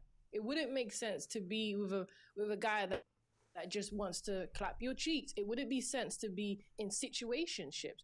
That's not a happy ending. That's not going to lead you to marriage. And that's why I say they play dumb. I agree. Okay, a lot of females play dumb. And that's why I think they don't really like the way I speak as well, because I just say how it is. You knew what you was doing and you liked it. 100%. But see, because of societal, because of how our grandmothers and our great grandmothers lived, and their names rung bells, and these were such immaculate women that when we think about them, we're subject to drop a tear even today. They try to pit themselves in that category too, so they can't be honest. They can't tell the truth and say, I knew what I was doing. I shouldn't have gave him oral when I met him that first night. They can't do that. They have to say, I got tricked, right? Because if I say I got tricked, then it relieves me of the accountability of having to say I'm a garden tool. There's not many women, ladies, who wants to say I'm a garden tool, yet her actions say that she's a garden tool. And me, myself, personally, I say this. We have been reduced to women who have done such high levels of damage to themselves. And listen, let's don't talk about the part that got physical, to where her body has been damaged by so many different men. And we're talking about without even having protection.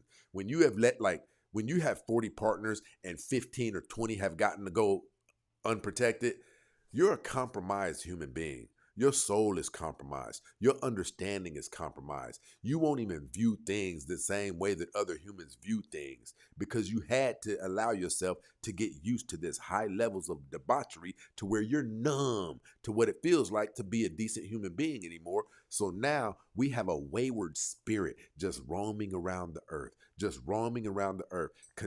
Listen, with the high potential to destroy good men that she comes into contact with, because her body is banging, right? She's cute, but you don't know what all she's been through. This woman has the power to crush you because she's so much. Listen, these young girls, and I'm talking about it, 23, 25 years old, they are so much more advanced than a 30-year-old man.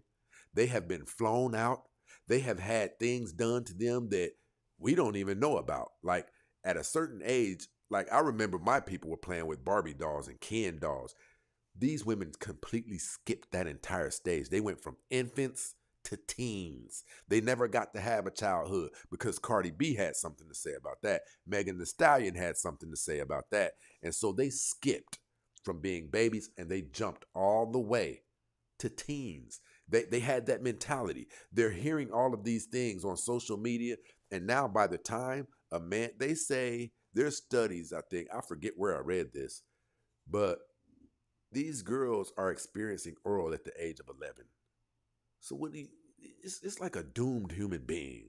If you're experiencing oral at the age of 11,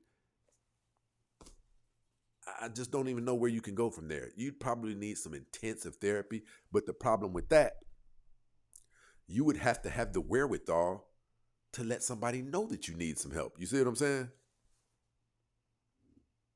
Yeah, I do see what you're saying. It's true. A lot of the young females, they're finished. I'll be very honest with you that they're very much finished. You know, there was it was interesting because when it comes to social media, for example, social media. Hey, give me a second really quick. affects I men. apologize. Give me a second. Yeah, go ahead. Shout out to my brother Ether over here in this situation, rocking out with the super chat. You know, all of my children look like each other and a mashup of myself and their mother. Shout out to the micro. What'd he say? Let me read this again. Shout out to the micro chimerism, the DNA receipt remix according to gender, yet has the same source code and menu. That's important. That's important. And that's what you're talking about when you're talking about I'm not even going to say planned pregnancies. What I consider also to be a planned pregnancy is when two people get together in a serious relationship, preferably marriage, and whatever happens after that, it's going to be similar to a planned pregnancy. If two people have come together and pledged themselves to each other for life, and it looks like that, and like you were talking about, she actually picked a good guy who resembles a man who's going to be with her to the end, and she's that type of woman too, then whatever happens inside of that marriage, that serious relationship that looks like it's going to lead to marriage, it's more than likely going to be all right because it wasn't conceived of chaos. Chaos is when we just end up having sex and oops, somebody got pregnant. That's chaos. When we have a child, we are supposed to already have prepared a habitat for that child, something that we envisioned, something that we wrote down on paper, something that we knew was going to be all right for that child. But that's not the way it's happening. This is on a whim. This is a humbug. This is out of the blue. A kid is here and you don't even have a good job. You don't even have your faculties together. Your mind is not right. So guess what's going to happen? A broken child. That's what's going to happen. But go ahead. Yeah, so when it comes to the young females, there was a stat that showed that social media affects young boys and young women differently. And I recently learned this, is that with young boys, when it comes to social media, it actually doesn't leave them as depressed. Because young boys, they are mostly doing gaming or DIYs or looking at reviews, and that's it. Right. And they share memes as well. But with young women, what they do now is they compare each other's bodies. They compare each other's faces. They compare each other's experiences. So it just shows you the different realities that young women and young boys are going through. A lot of young women already are competing in the sexual market as if they are grown women. Right. They're already looking at each other's bodies like, oh, who has the bigger nyash? Who has the most experience? Right. So it starts from a young age. Whilst with young boys, their mind is not there. They're not thinking about, well, I need to find this. They're not thinking that. They're just, well, let's share some memes. Let's look at reviews. So I say this because that's what you're seeing when you see so many of the younger generation of females be so promiscuous at a young age. That's where it stems from. It's actually what you really have is women influencing other women, females influencing each other. Right. It actually has nothing to do with men, because that's what they love to say. They'll say, well, the reason why we like to do BBLs is because men like it. The reason why we're insecure because men. That's not true. Because if you take a look at the stats, it doesn't start with young boys. It's young girls doing it to each other. Right. They're competing with each other for this guy. They are the ones who are choosing to take sexual pictures to look more sexual than the other one. That's really crazy. That's wild. Because the thing about that is, something like that is perpetual. Like, it's never ending. That's a never ending chase. You can. I heard Cardi B say that once. I think it's either in her lyrics or else I heard her say it. She said something like, "These bees got 23-inch weave. I got 29, and like, so they really are. They're competing with each other, but it's leading to a detriment. You see what I'm saying? It's leading to a very bad place because after you get done competing with the women, you won't be suitable for a man. You'll have done all of these things inside of that competition and ruined yourself, similar to taking a woman's body and running it down a cheese grater.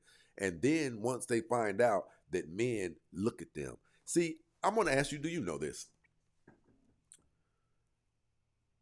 Do you know that we don't have to talk to you yet. In most cases, men can smell, we can see, we can hear, and we can feel the degrees of damage on a woman. And that's why we determine, like if I'm at a club, I can look over there. I can be on the way across from the other side of the club. I can look at her and I have a pretty good guesstimate of whether or not she's been taken down through there. And if I'm going to the club and I'm just looking for a one-night situation, we know who the likely candidates are at this club that we stand the highest chance of being able to score with tonight. But we also know the women, nah, I'm going to leave her alone. She looked like the type that's going to try to make me, start calling her, start taking her out, probably long-term relationship. We know who's who. Are you aware of that? Yes, I'm aware of that. I agree with that for a fact. for a fact, because females will carry themselves a certain way. Most definitely. You will carry yourself a certain way, and that's why you will get easy options. And the reality is, if you are easily accessible, then you need to show men that you're easily accessible. It's done intentionally. They intentionally put out that I'm easy access for the one that I want. So the women who are dressing provocatively, and I'm talking about, the cleavage is like out there.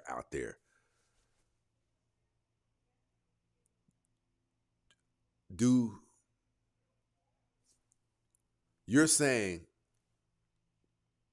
that is intentional, looking for sexual attention? Or do you think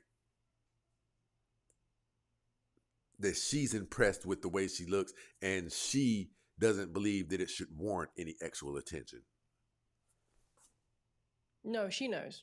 No, she 100% knows that she's doing it to make herself easily accessible. Right. So, the reality is, when you, as a woman, right, whatever you wear, people are going to notice. Not just men, people, okay? Mothers are going to notice it, aunties, bus drivers, kids, right. Everyone is looking at you. So if she is dressing provocatively, everyone's watching her, and she knows it. Right. She sees it. She sees when men look at her chest. She sees when men look at her nyash. They notice it. They act like they don't, but you notice it. You will always notice someone is staring at you. Just like if you're sitting in a public transport and you feel that someone's staring, and you look back and you see them. So imagine now you're a woman and she's wearing provocatively. That's multiple people watching her. Mm-hmm. The only reason why she chose to intentionally dress that way is because she wants to. It's what I say is they're maximizing their options. So, for example, someone that dresses modestly, I'm sure there's still men that are going to want to talk to her, whatnot, but there's not going to be many, because majority know, going to give me too much problems, probably looking for a husband. Not interested. Right. There were some that will try. But a female now, how can I maximize that? How can I get the most from this pool? Dress provocatively. Now you got 100 men that want to speak to you. And out of those 100 men, she can choose who she wants. I asked you these questions because you're not a man, so you don't understand to what extent people don't know how mind blown we are at seeing all of this. Like it's unacceptable to our comprehension, right? Because we know. See, me myself, I grew up a certain way, and from the age of 10, this sounds crazy. From the age of 10, I knew the degree of success that I would have in my life. I knew what caliber of woman I would have. I always thought that, not color based, but I'm just giving an example. What I always viewed as a lady was the mom from the Brady Bunch, Samantha from I Dream of Jeannie. We're talking about ladies, right? To where you can't even picture them throwing a punch at another human being. We're talking about women who aprons in the kitchen and things like this. So this new thing that we're seeing, it is like 5,060 degrees different than what we were taught to expect. We weren't taught that this was possible. Trains ran, and you get upset when someone hints at the notion that you're not one of the most classy women that they've ever met. They do. I don't know if it's delusion. I don't know what it is, but they get ran through and they trip when they aren't treated like a classy lady. I think I've seen it. I've heard somebody say it probably a month ago on a Black Guru show. Why does my past, how you judge me by my past? Like, are you crazy? Your past, it's the same as a resume and a credit score. That thing matters. So I think that these women, here's what I think, and I want your take on it. I think they have all of this fun. But see, women get older in a different way than men get older. And once they start getting older, the only reason that they even know that they start getting older is because those dating options start shifting. They get different. Whereas she used to be that in girl. She used to be that it girl. Now some of the guys who were begging to be in relationship with her, he only wants to swing through now. And it's not just with him. It's with several of her other options that she used to always have access to. That's how they start finding out that they're aging out and things like that. And that's when they start thinking about settling down. But all of this damage has been done. And there's only a certain caliber of man. I'm not even going to call him a man. I call them soft males. There's only a certain caliber of soft male who will accept a woman in this condition. But when she has to settle for him, when she likes men who are similar to Michael B. Jordan, she considers that the man's fault without even knowing, no, this is now what you qualify for due to all that you've experienced. You disagree with that? No, I don't disagree with that. I 100% agree with that. I find that this is why a lot of females, they go into this celibacy journey. And I talk about it a lot because I see it. It's like, this is their attempt to change their past. It's a poor attempt, but it is an attempt. The attempt is, I'm going to keep my legs closed for another 5 years because I opened them for the last 10 years. So I'm now a changed woman, but that doesn't change that. You know, a lot of these females choose to go on celibacy journeys because they want to be seen as wives now, not as community boxes. Right. I also think, though, as a twist to that, well, it's not a twist. They're outwardly letting us, they're showing us this. It's not even just the celibacy. Another thing that they try to do to change from being bops and having bop reputations, they use a failed version of the celibacy journey as well as their education. Do you know how irritating that is for men to keep hearing about this education? I think as they get older and their reputations are sullied a little bit, well, a lot, we think that they're using education to restructure their dating value on the dating market. But that doesn't work. That doesn't work. Men, you don't often see, you'll never see a man driving down the street in his Ferrari and look over to the side by the beach and say, ooh, shit, I bet she intelligent. No, that's not what's going to prompt that. What's going to prompt that is how she looks. And I don't know if they don't get it, but similar to something you said earlier, I really think that they're just pulling at straws at that point. Like, hopefully, if I tell them, if I go get a master's degree, if I go get this and that, it will increase my value in the eyes of men.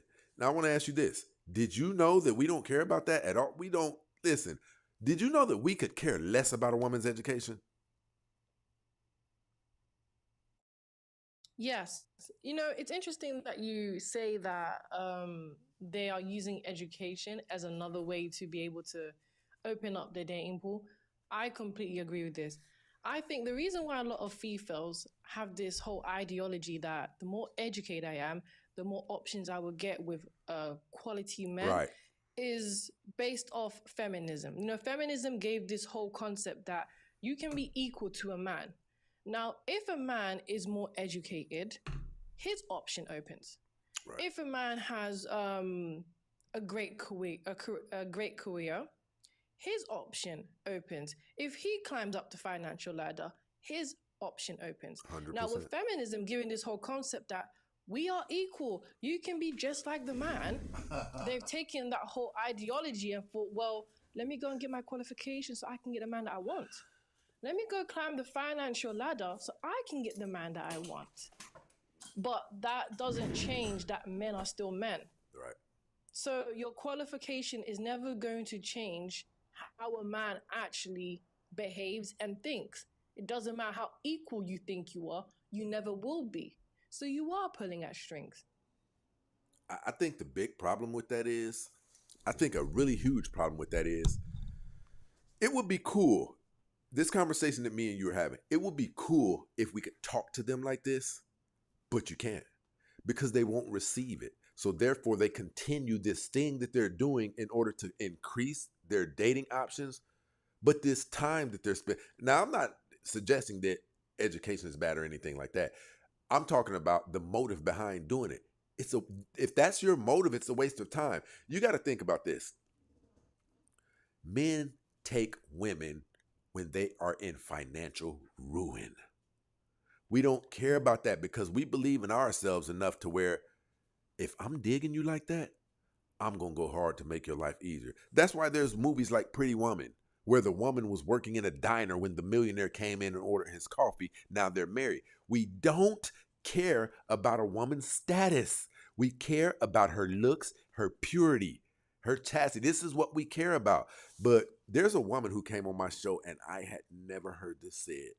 It opened my eyes to so many things. I know this woman personally, and she's a good woman. She came on my show, and we were talking like me and you were talking now.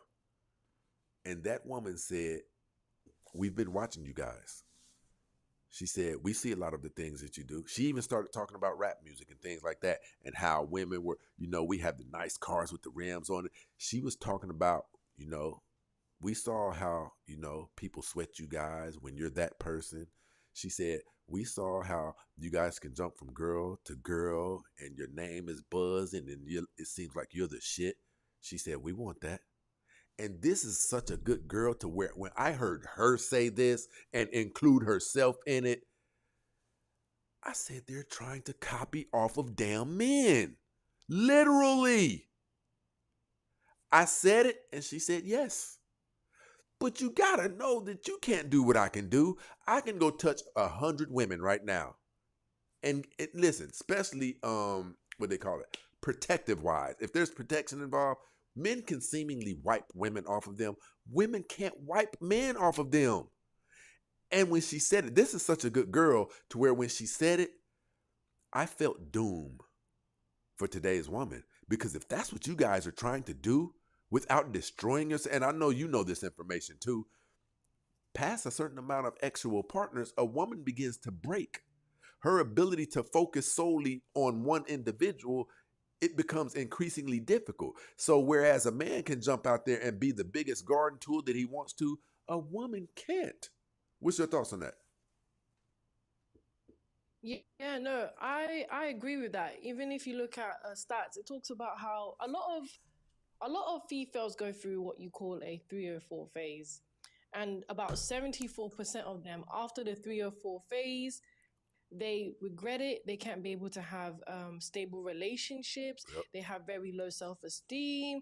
They have mental issues like depression and anxiety. So they end up just being mentally completely broken.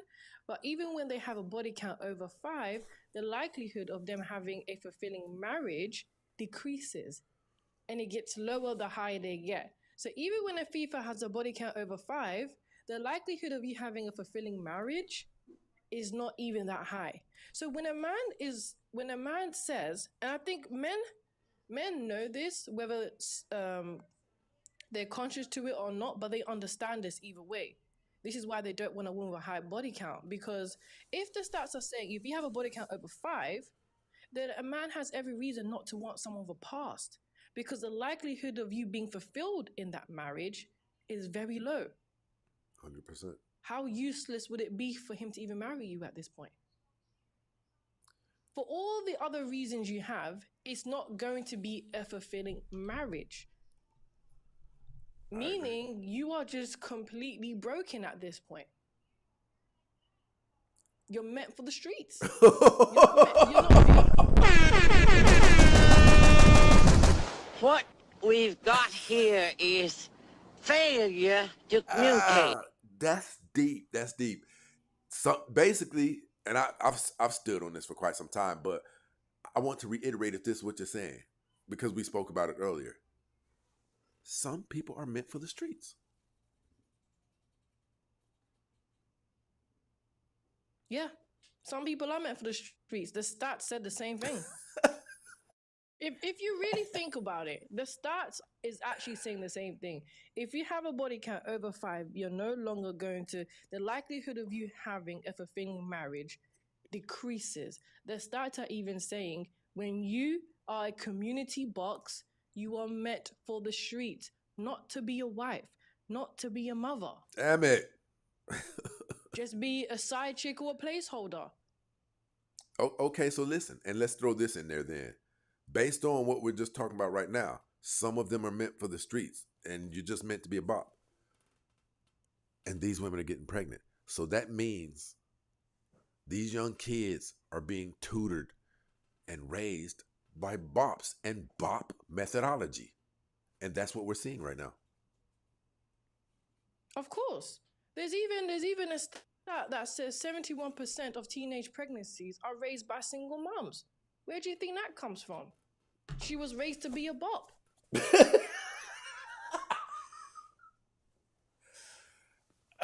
Single moms are not raising their daughters to be wives. Single moms are not raising their daughters to be feminine. To be honest, they're incapable of doing that. Right. They wouldn't even know where to start. That will take, see, the reality is that will literally take every ounce of her energy and time. Right. So that means she's not going to get married.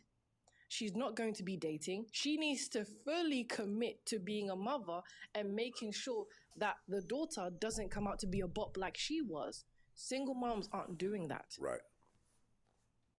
Well, I think, and I want to see. I want your take on this. But I've written this in. I have a dating course that's coming out. There's in it. These women, a huge issue with them even attempting to, and men, boys, they're gonna try to do this and that to you.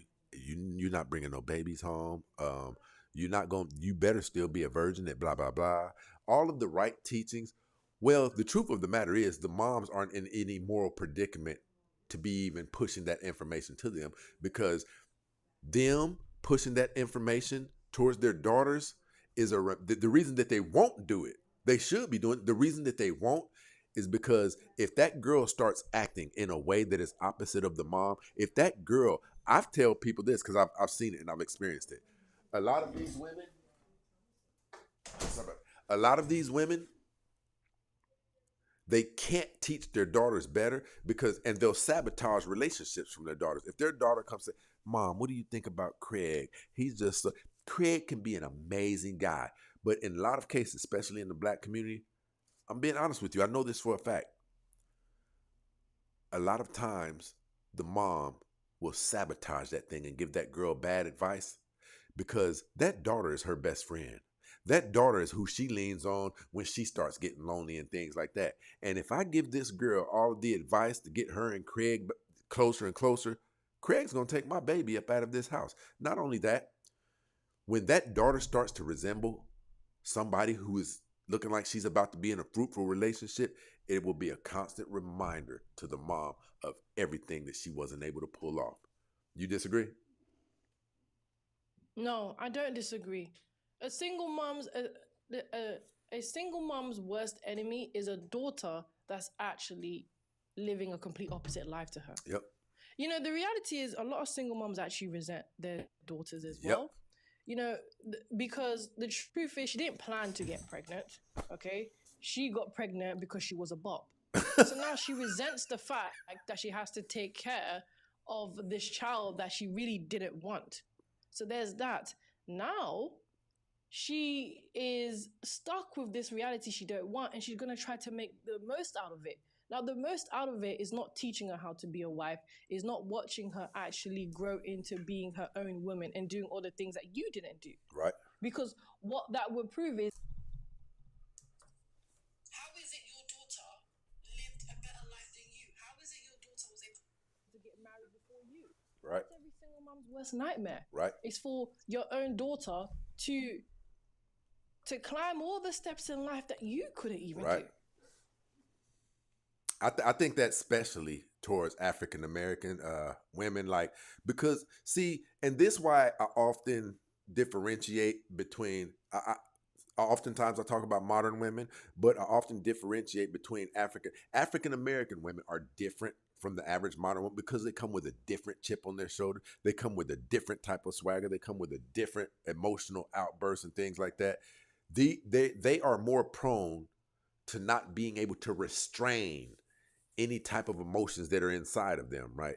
And these are the women who will they'll sabotage something seriously. They'll sabotage a daughter's relationship. Like I'm talking about, see, Italian, Asian, they may have some resentment. Well, the truth of the matter is we can't even say that because of Asian women, they're not typically going to be making these type of mistakes. So she won't really, the mom in the Asian Exactly. community, she won't even really have reason to be resentful because she pulled it off. She's been married for 50 years. You see what I'm saying?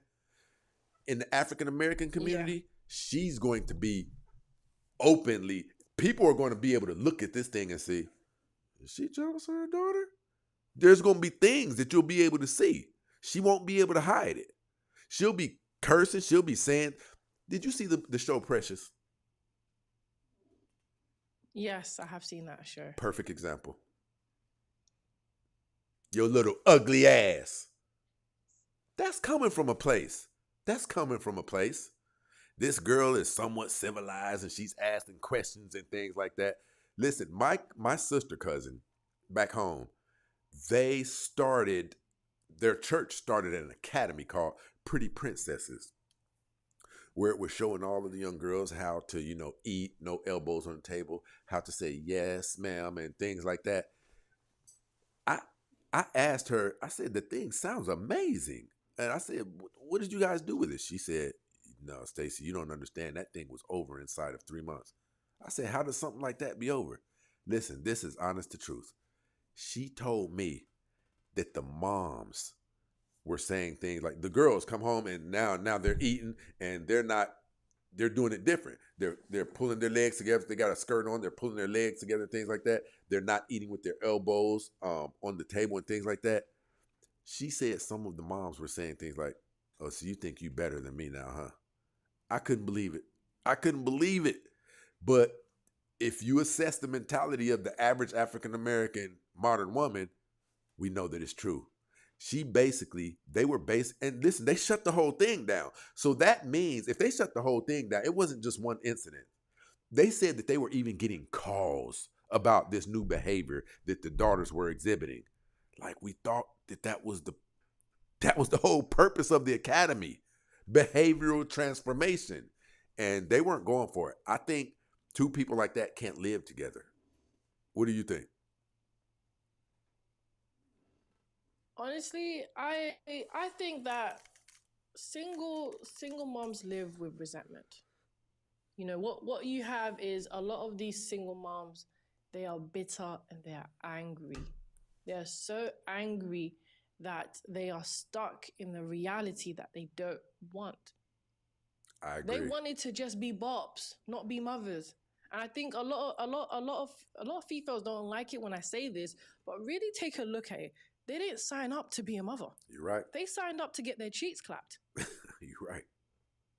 So now you have to be a parent to someone that you really didn't want, and you have a man that you didn't even want to have a child with like that. Right. It just happened. So there's a lot more anger, a lot more bitterness and resentment that is never going to just go. It's always going to be there.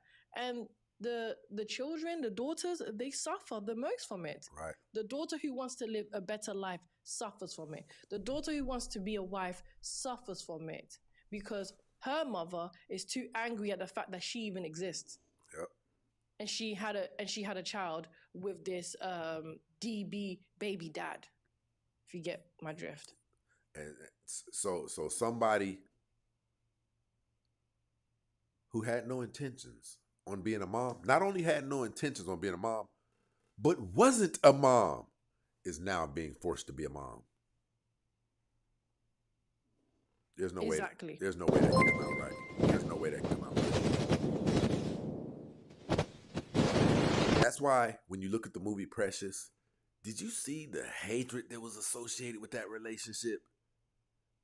And you could tell that it was all from the mom's resentment. There was some jealousy. I think she spoke to the guidance counselor or something like that. The guidance counselor was trying to get her on the right path, and her mom was like, "Oh, bitch, you think you this?" I'm like, dang.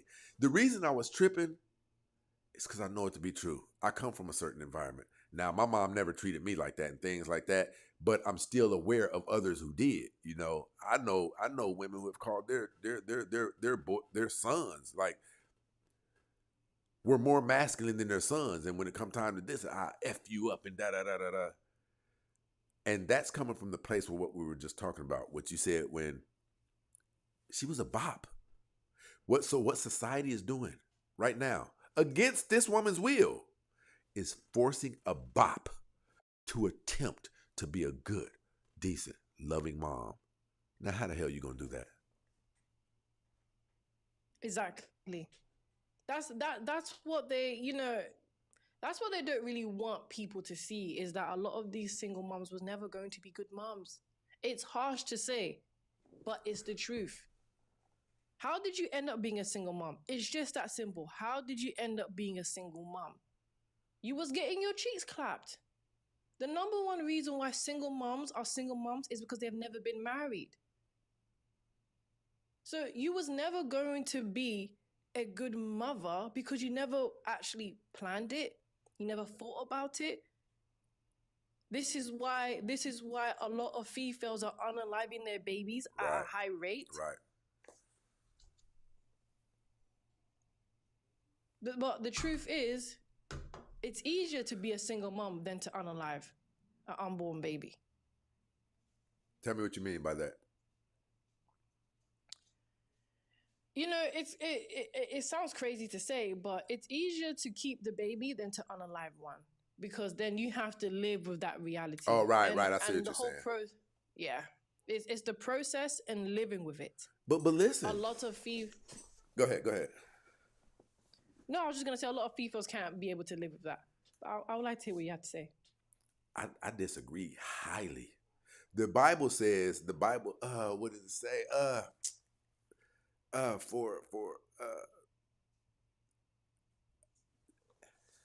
Having their conscience seared like a hot iron. Like, listen, so I often use this analogy with people. Like, people, we all hate, like when he says, I regret to inform you that you have diabetes. That's why you passed out and da da da.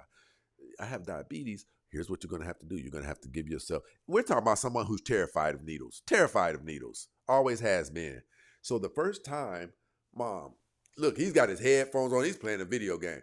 Hey, boy, it's time for you to take your insulin. Right? And so headphones on and everything. Mom, just you do it for me.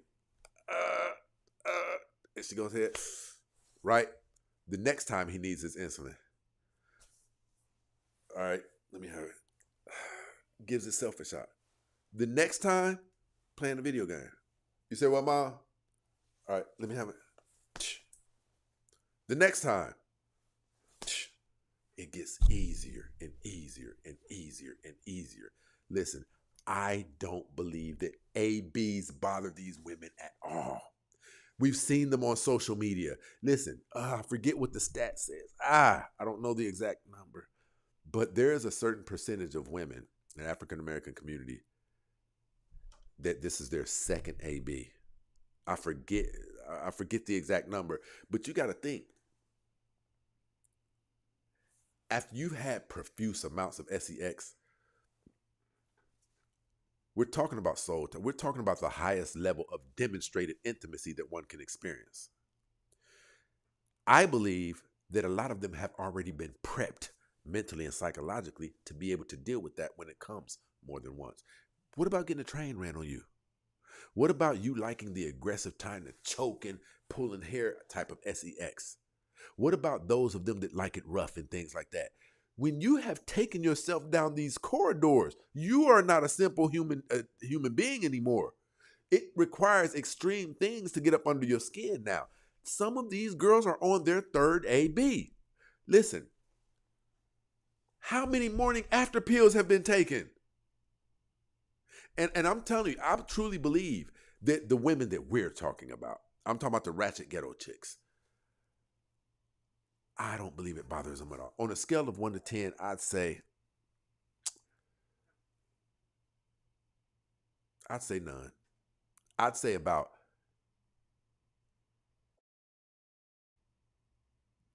50 to 60% of the caliber of women that we're talking about, you know who I'm talking about, the women who, wear all of the nappy hair weave and, it looks like it's been matted up for 3 months, the long ratchet Freddy Krueger finger, period, got a bitch fucked up. I don't believe that they can be affected. Give me some pushback.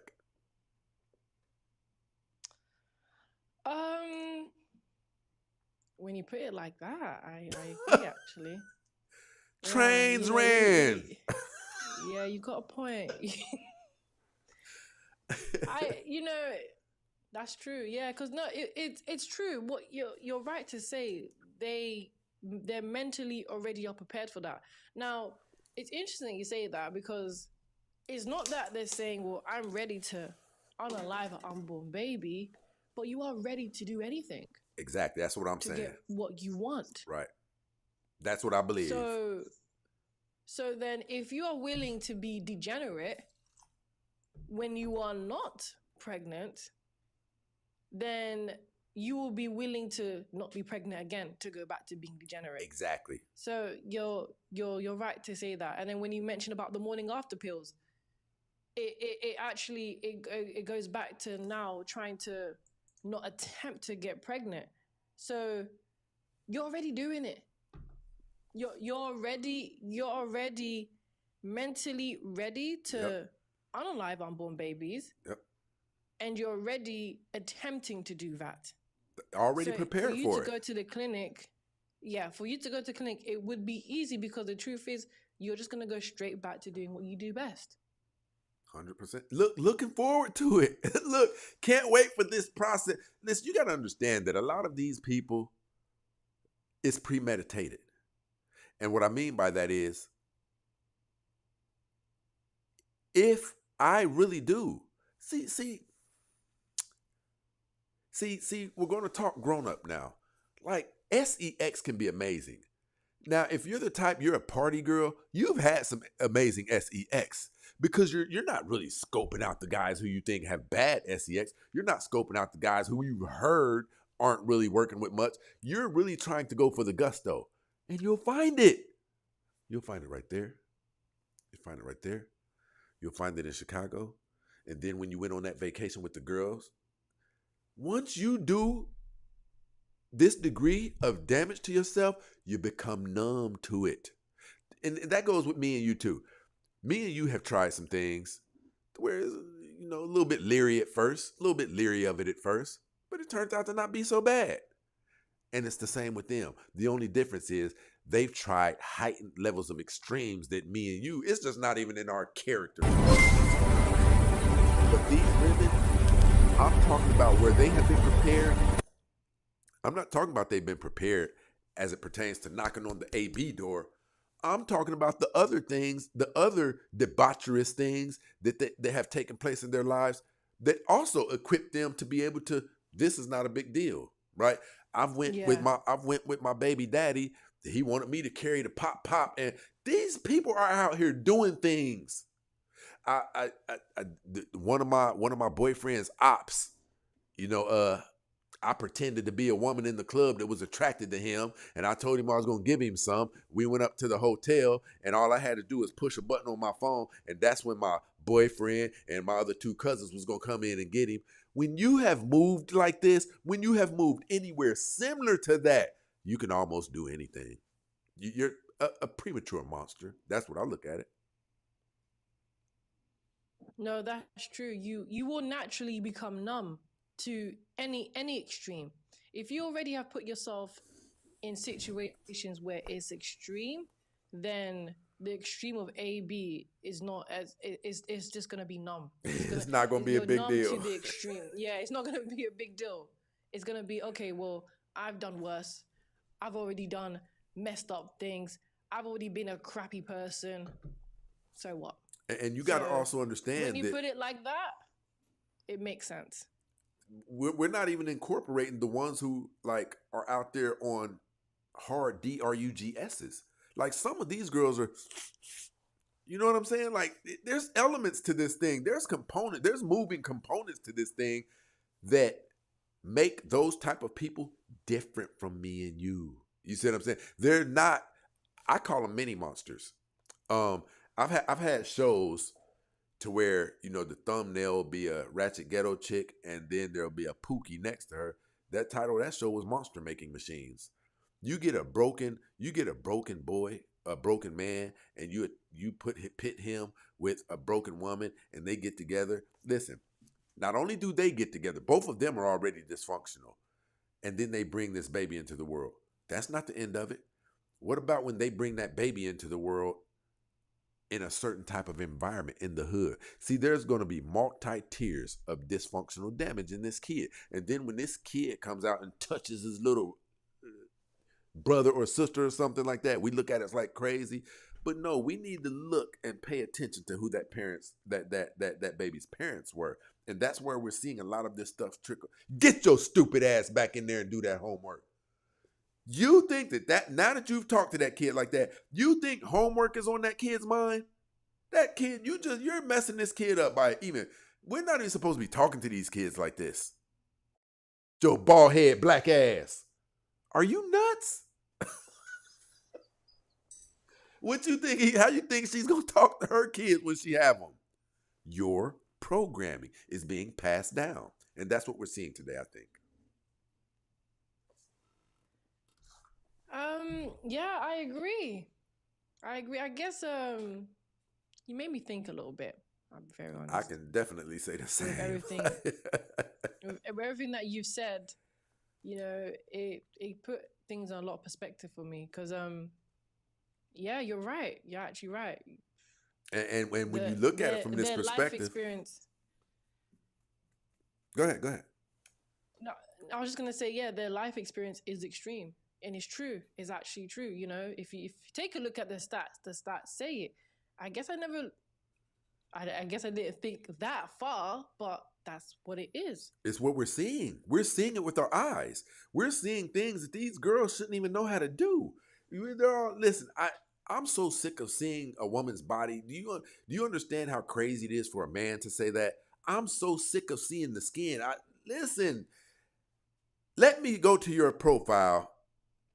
You don't even have to be what Stacy is on. Like, I'm into technological advancements, innovation, and things like that. The latest AI platforms and how far they can go. You don't have to be on that. But do you have anything positive to contribute to the universe?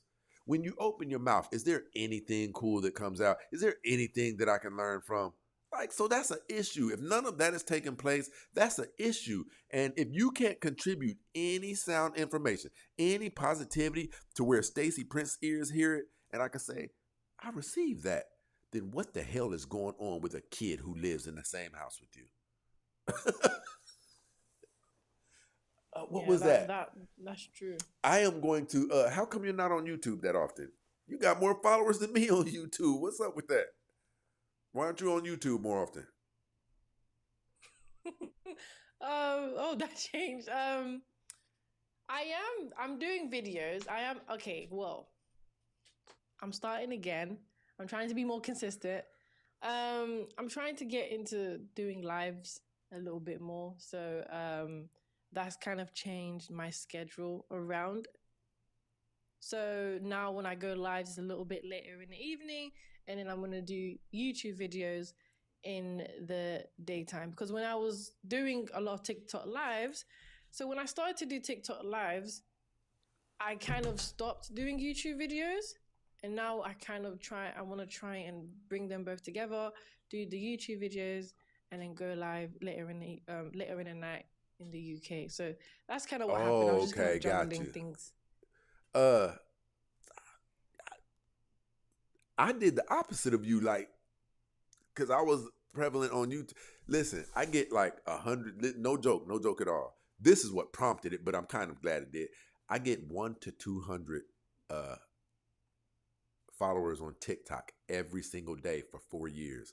Every single, it gives you alerts, and it'll tell you got this many amount of followers today. I get 100 to 200 followers on TikTok every day for 4 years. And I was never able to move past 67,000 subscribers, right? I reached out to TikTok, and they wouldn't, I sent them screenshots. They wouldn't do anything about it. So I got more serious. Something told me, get more serious about your YouTube. My point is this. You do know that YouTube is where the money is at, right? Yes. And see, I wouldn't even say that to you. I wouldn't say that to someone else who didn't have the ability to blow their. You have the information. You have the articulation. You could get on YouTube and you could really do the damn thing. So I don't know what you're waiting on. You should probably look into that. Thank you. It made me a bit shy.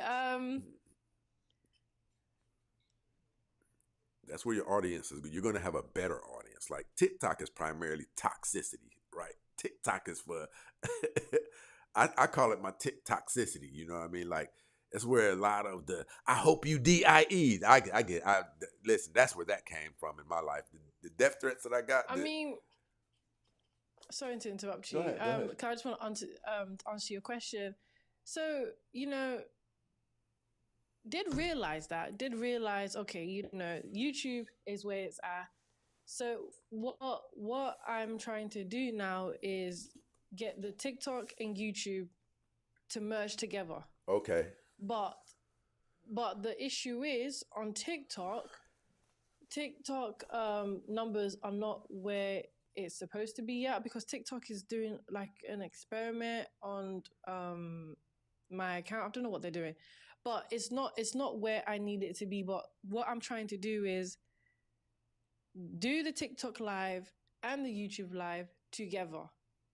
That's what we're doing right now. So then YouTube can go up. That's what we're doing right now. Like, we're live on 3 platforms right now. We're on Facebook, TikTok, and YouTube. YouTube is my center, though. That is the home base. Look into that. Listen, I'm about to get up out of here. We're gonna have to do this again. Like, I can't wait to get off and go back through this because, like I said, you made me think. So I definitely appreciate you coming up and rocking out with us. Thank you. Thank you for having me. I definitely enjoyed the conversation. It was really good. You made me think as well. But yeah, I am definitely doing the YouTube, doing it both together and trying to get the TikTok live going. So then it will push. I'm basically doing. I want to do what we're doing right now, and try and get that going on YouTube. And you'll like it. I appreciate you. We're gonna do this again. What time do you usually go? Let the people know where they can see your lives at, where you at, and what your show how they can get in. What's your username? So I'm Remnant Princess on YouTube. It's just that Remnant Princess on YouTube. I post videos as much as possible. Sorry, I'm a bit nervous now. What's your TikTok? My TikTok is Remnant Princess 2. I go live every day in the evening. In the UK, it's after 11. So I'm not sure what that translate in the US. Damn, for real? Around like the day. Yeah. I didn't know the time difference was that significant. And I also wanted to tell you, next time you're doing this, you're doing your show, definitely share the live to me. I would love to come when there's females on there. It gets ugly. Have a conversation. You see, you don't know it, but they've been trying to come up the whole time we've been up here. It gets ugly. So I like that too. We're definitely going to do that because I want you to interact with some of the crowd that, I usually interact with on a daily. You know what I mean? But yeah, no, definitely. I would enjoy doing this again. So thank you. All right. You take care. I appreciate you coming up and rocking out with us. Thank you. You too. Have a good day. All right. Shout out to the Remnant Princess, definitely in this situation. Hey, I told y'all she was a beast. Listen, I'm going to tell you why people don't like her. Because she can articulate her thoughts. That's a dangerous individual who can really listen, here's the crazy part. When the thoughts and the ideologies and viewpoints that you have are intriguing, but you also know how to articulate them outwardly, that pisses people off. That pisses people off. Because when you hear her say things like, when you hear her say things like, and some women are just bops, they're only good for the streets. We know that's true. We know that's true. Mechanics are mechanics. They are not in STEM technology. They are mechanics. It's their thing. It's their role in society. What is a bop's purpose? She's showing you, because she bops. She's showing you what her purpose is. Let me get over here. What the hell? Listen, I need you guys to give a thumbs up to my girl, man. Drop bombs. I need to see some of those fire girls for the Remnant Princess over here rocking out with them. Need to see some of those fireballs, people. Shout out to Agree to Disagree podcast. You know I went over there and checked out your content. I can't say that word up here, but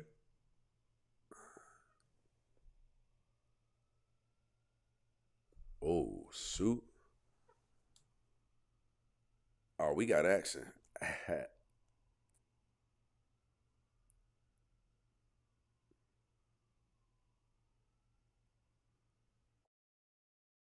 Oh, we got action. Another project done up in this mother. Shout out to all of my people who support the show. Listen, I've told you guys a couple of things that didn't happen, so I'm not going to say it. I'm not going to say it, but the show is about to resume. I just gotta. I don't know if I can. You probably can't see this. Let me see. No, you can't see it.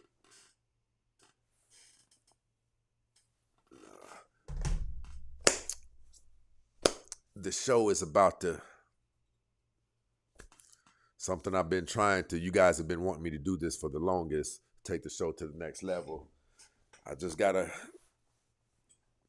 text from one of the developers said, "Just give me the green light and I'm ready." I had to work on, some of you don't know what a wireframe is. Never mind, I don't want to get into all of that, but hey, they said she is simply not with the bullshit. Listen, y'all know if I associate with somebody, it's going to be the real deal, right? I'm chopping this up tonight. I usually don't get that. I'm chopping this up tonight. Passionately intense. I appreciate it. Yeah, my people support the show over here, and they've been asking me to support in a way I just hadn't been able to get to it. You guys see some of our best shows. I don't get to clip them until like a month later. That's how swamped it is over here. But my people are going to definitely, going to be digging, you know. Some of the things that you guys asked me to do, it's a little bit more simpler than just doing it. You have to hire a developer, and you have to create a file to where you can do multiples of this and that. And so it's a little bit more difficult. We have it done now. I want to say this to all of my people. If you're not up on ChatGPT, if you're not utilizing Grok, if you are not investing yourself in Gemini, you will be what is known as a loser. Stacey Prince will be so much smarter than you. I will lap you guys. I'm saying that because you're my brothers and sisters. I want you, don't get left behind. What you can do with Grok, what you can do with Gemini, what you can do with ChatGPT,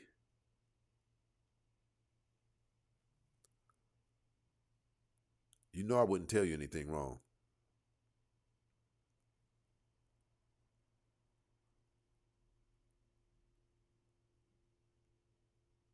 I read a study 7 years ago that said even your grandparents will need to know at least the basics around computer coding, because if they don't, those who do will seem like wizards to them.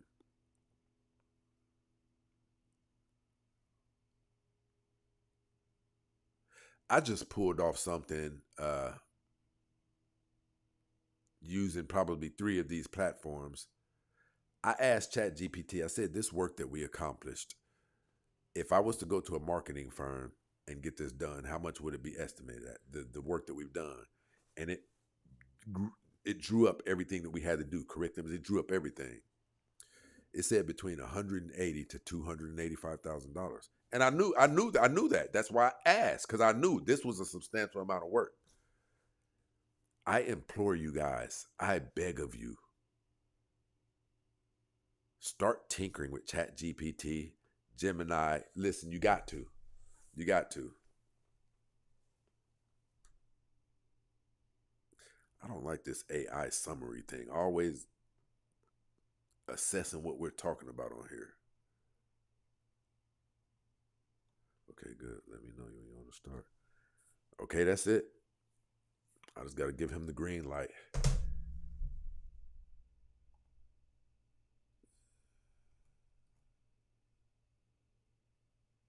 Hey, you know what, Darren, you know what? I appreciate you, bro. I appreciate you. Listen, this is real. The brother said most people don't have the right foundation to comprehend reality. I pity the unfortunate mind. I agree.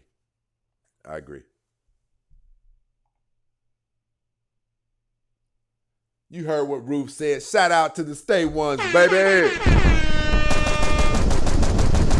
EJ definitely in the building, rocking out with us. Shout out to my girl, Ruth. Ruth be rocking with me.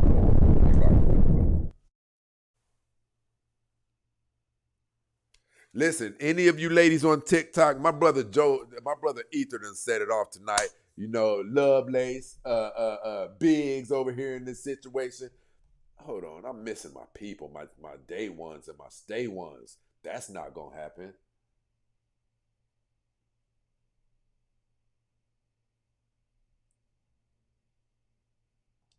Shout out to Lovelace over here in this situation. At Tagged Up. Wanna know, will she marry? Hey, see, and that goes to show something. What men desire more than anything is cooperative women who can understand. There's something amazingly profound, sexy, and beautiful about that by itself. Most of the people on my guys over here, my guys, the ones who aren't taken,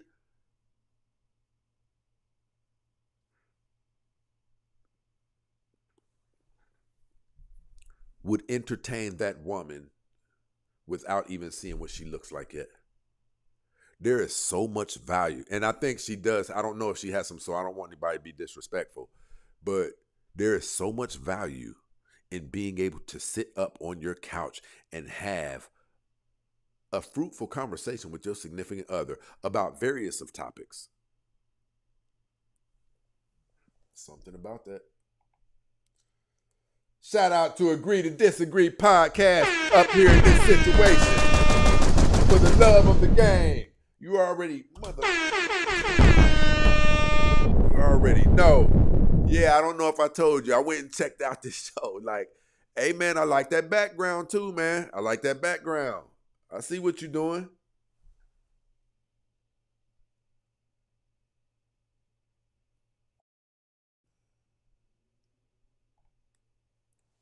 Shout out to my brother Ether over here.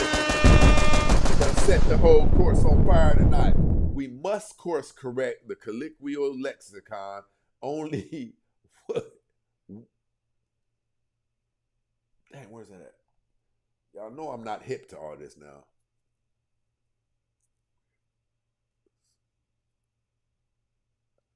Man, if you don't I got to go to college, man, to decode this brother's messages. Colloquial. I'll never be able to. Listen, do any of you got simple words that you'll just never get right? I don't care how. I'll never get it right. Colloquial.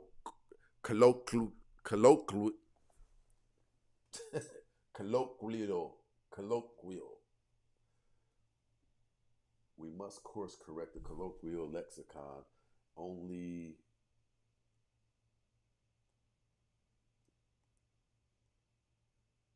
I'm gonna have to do some more of those exercises they doing in the black community. You guys know what I'm talking about, where they say it's like laughing my F and A off, how they do it in abbreviations. I think that stuff is probably beneficial to the psyche. I believe it probably is. Because there's some guy it was probably more than one. They're not randomly, they're on social media. And I think that's dope. I think it stimulates the mind. They're doing things like a white mom. They'll give the abbreviations and they'll say, when white moms mean this, they say, son, please get off of the couch. And they'll have the abbreviation and say, black mom, and it'll have the initials, and people will be trying to figure out the initials. You better get your black ass off that couch. I like those. They make me think a little bit.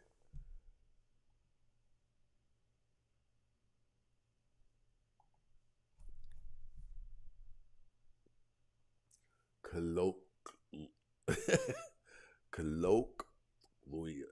They did that wrong. That spelling, they know they was on some bull crap with that spelling. Colloquial.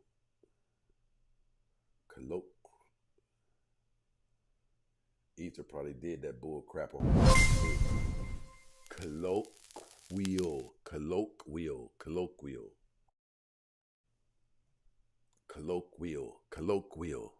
Okay, maybe. Listen, I won't even be able to say it again next week.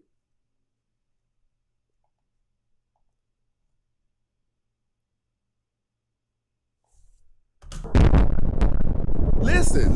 Did y'all know that Ruth speaks Spanish? And why do you think she speaks Spanish? Somebody guess. Tell me down in the comments.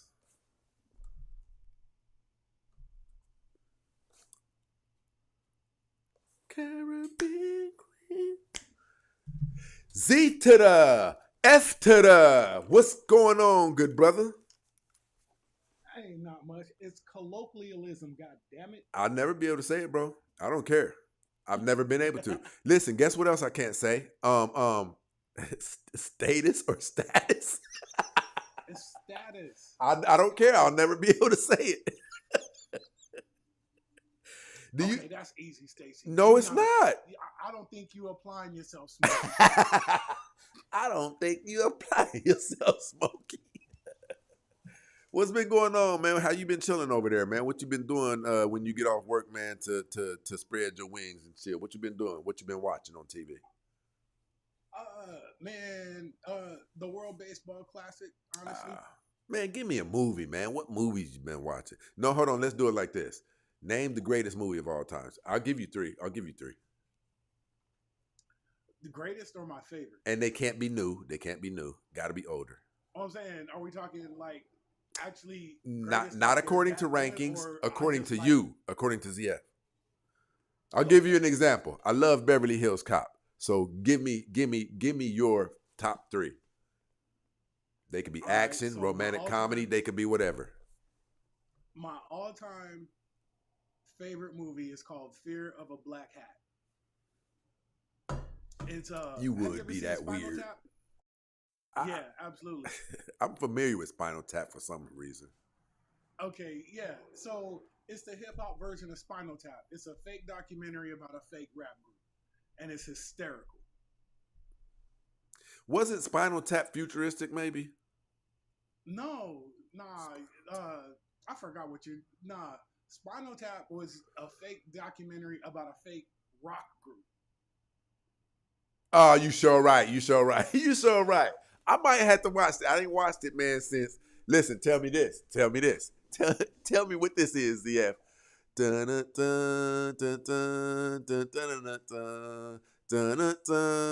What is that? I can't remember it in my head right now. That's the old HBO theme. Yeah. All right, so that's my all-time favorite movie because it's just it's the budget isn't high, but it's well written and it's funny as hell. After that, I probably have to go. Training Day because I like Yeah, he did his 'cause thing in that. I like movies.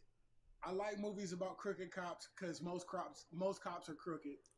Come on, man. And after that, I probably have to go back with another comedy, and I gotta say Harlem Nights. I can't knock you. I can't knock you. I can't knock you. Harlem Nights. Just because of the cast. Yeah, yeah. Richard Pryor, Red Fox, Eddie Murphy, Della Reese. I mean, the cast is just. We'll never see nothing like that again. I don't like how they say people did Red Fox before he died, man. I don't like that. I don't know all of the circumstances, man. But when his estate was going up for auction, it was rumored that he reached. I want to say that he reached out to Eddie Murphy for some help and didn't get it or something like that. I don't know. Something like that. Or the people didn't come help him. I don't know, man. Like, we have to attribute a lot of our advancement towards them, man. Like, they broke some boundaries for us, man, to where we can even do some of the things we can do now. You know what I'm saying? So, man, I don't like the way we leave each other hanging, man. It's like only in the black community, man. This is a cursed community, man. Like, okay, you know I'm a comedian, like a real one. Right, right. I do this shit for money. Red Fox was one of those people. When I was a kid, I watched him, and I literally said, "He's too good. I can't be. I don't want to be a comedian because I don't want to have to compete with that." Right, right. You know what I'm saying? But then I met some local comedians, and they was like, you know, I saw them doing their thing, and they were like, "Yo, you tell funny stories, you bag on people, you got punchlines. Just give it a try." And 17 years later, here I am. You already know. Oh, shout out to Woods Family Outdoors. Shout out to you new here, but I'm digging the content and have subscribed. Talk that talk. Rock on out with us. We gotta do stay one, people. Yeah. And shout out to Rika the Black Barbie. She stopped through for a minute. I don't even know if she's still here. Girl better not be popping up around here without saying nothing to me. Nah, she dropped by. She stopped in, dropped off some gifts and some likes. Oh, so she shout out definitely to her. she definitely be handling her business. See, I tell a lot of them, man, they gotta switch over to YouTube because YouTube has more ladder. TikTok has gotten on some bull crap. They like, you know, man, some of my hottest content that's been up there for like years, all of a sudden is not recommended. So I don't mess with them that often no more. Man, honestly, I like communist TikTok better. I ain't even gonna. I agree. That boy said communist TikTok. Shout out to Rico over here stopping by to rock on out there. DF, I just got a crazy idea. What's up? All of my girls who go hard, have them on the panel at once. I wonder how that would play out, or would that be too many Michael Jordans? Nah, I told you to do that a couple of months ago, man. See, don't you hate it when you give somebody an idea? I think I remember us talking about that. I think we've done it though since then, but not just on that level. I think we did. No, I said get Rika the Black Barbie, get Remnant Princess, get I like to put them up against some opposition. I would. Ain't gonna be no opposition. ain't gonna be no opposition. Come on, man. Because you hate women. just those two alone. There's too much common sense. You can't defeat that. Hey, listen, that's what I was gonna say that y'all didn't know. Y'all know Ruth is Latino. Ruth got that caramel drip to her. Like I've not really ever saw that.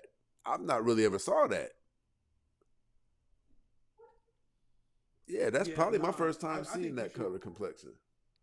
I think you should do it and clip it completely up. that'll go. Oh, you know nuts. that'd go nuts. I'm gonna just reach on out to him. There's about 3 of them. That'll do it right there. Yeah, that's all you need. 3, maybe 4, but all you really need is 3. Listen, my people have supported the show like crazy tonight. So I'm not gonna just dip up off of here. Those of you,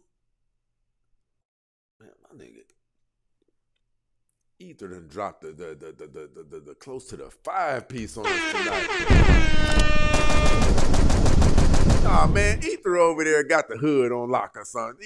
Ether over there, man, the next Escobar or somebody. This Negro laying on his bed with $100 bills. Just, hey, put this up in that super chat for me. Stop it, man. What was I gonna say though? Yeah, that's what I was saying. My people done set it off on the show tonight. So I'm not gonna just dip off of here. And those of you who want to come up, if you got any disagreements, it could be male or female. If you have any disagreements or you want to challenge some of my ideologies and viewpoints, come on up. Come on up.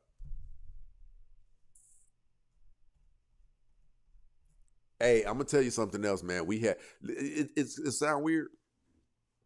Our upbringing was 10 times better than these people's.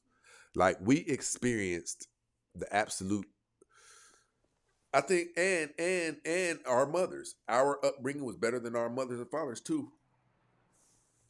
Because we were engulfed. Yeah, we were engulfed.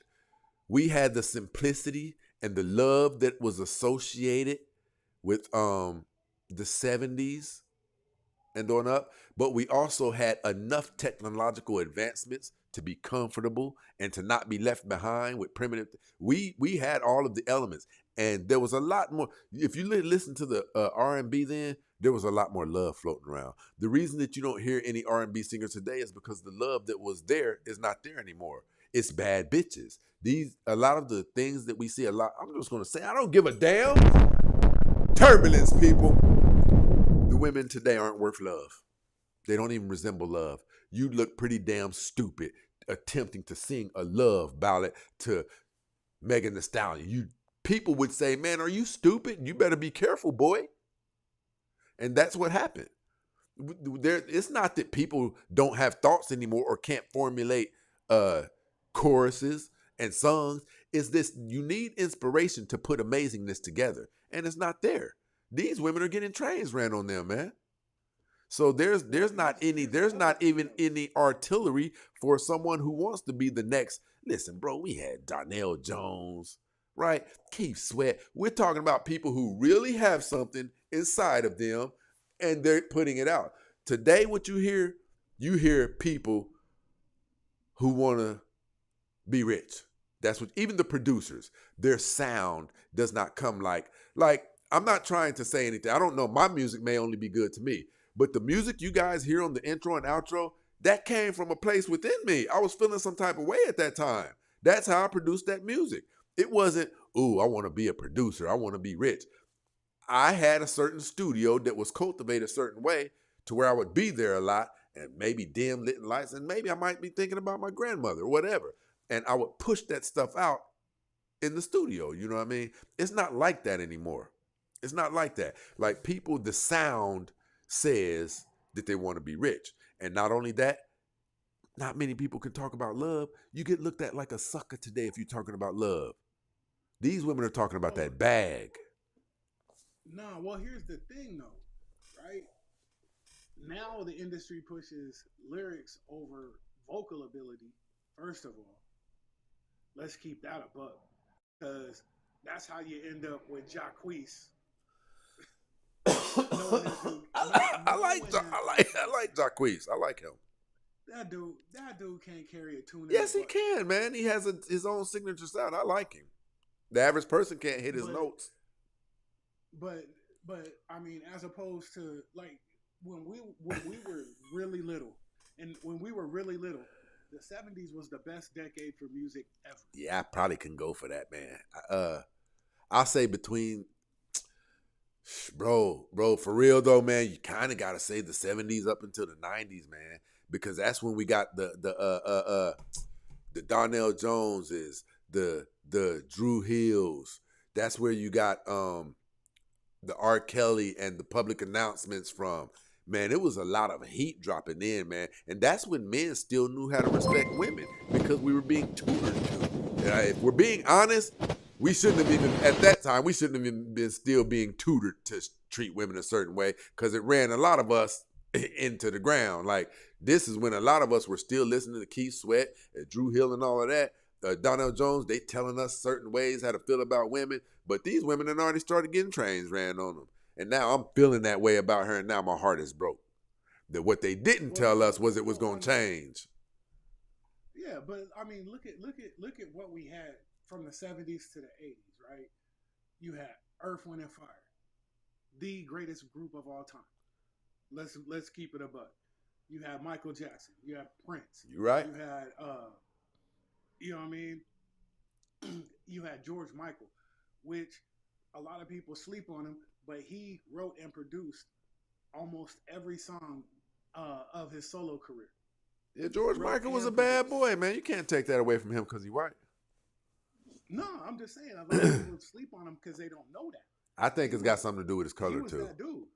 I think it's got something to do with his color, too. It wasn't even that. It was like he got like, you know, YT America knew about him and all that, but a lot of black people slept on him because he was, you know, with the Labitiqua joint. You know what I mean? But he was talented. Period. You know what I mean? And so, but we had like a lot of 80s music was trash. I think it's one of the worst decades. Stop it, man. Stop that nonsense. Michael Jackson's album came out in the 80s. Man, what's wrong with you? That's one artist.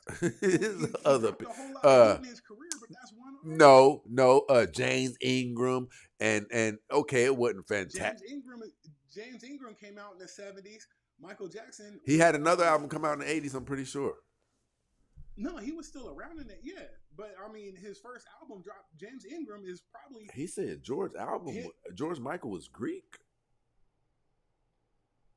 Okay, could be. But I mean, no, I'm just saying, James Ingram, and to me, James Ingram and Sean Stockman are the two most underrated voices in male R&B. Period. Give me a second, bro. Give me a second. Shout out to my brother Ether over here dropping it.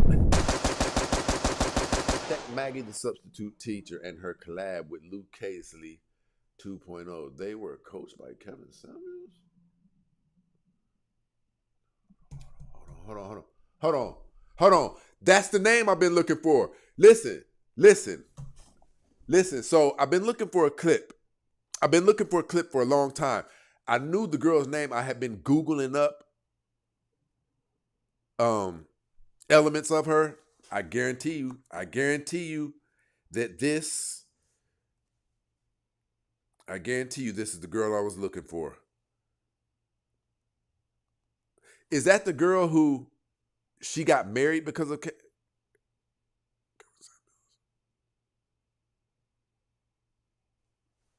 It's a white girl. Oh, no, it's not. This is a black chick.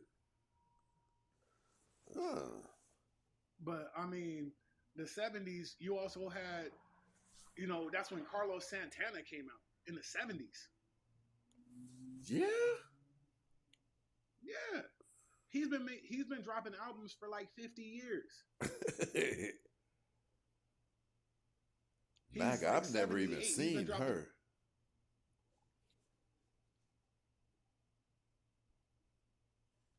Boy, that brother Ask a Brother podcast all over the internet, ain't he? That brother got interviews with everybody. Everybody. That's my brother. I don't care though.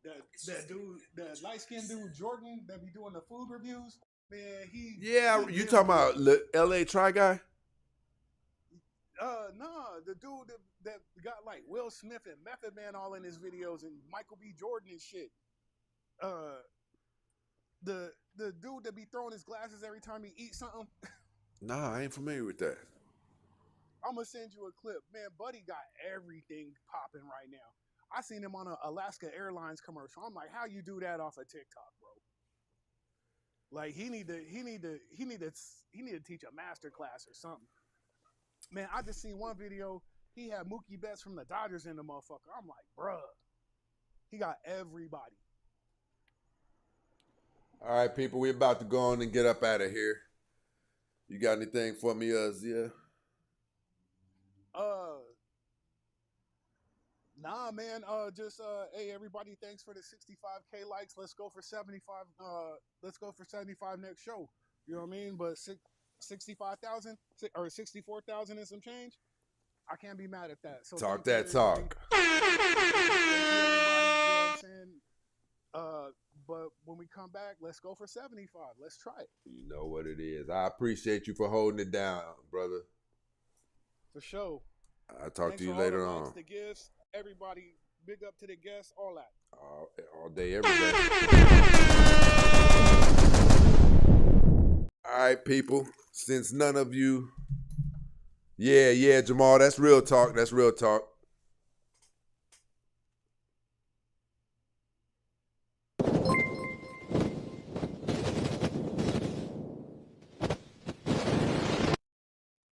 Shout out to my brother Ether over here. No. Listen. This girl, her name is something similar to Maggie. She's the white girl. Listen, she's the white girl. And she got married because of Kevin Samuels. And she kind of,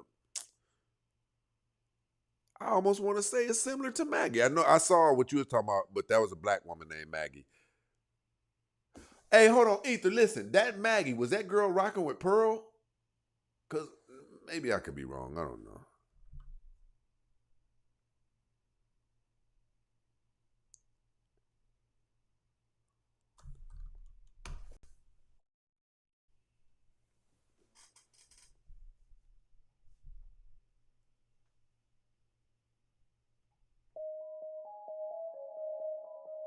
You know what?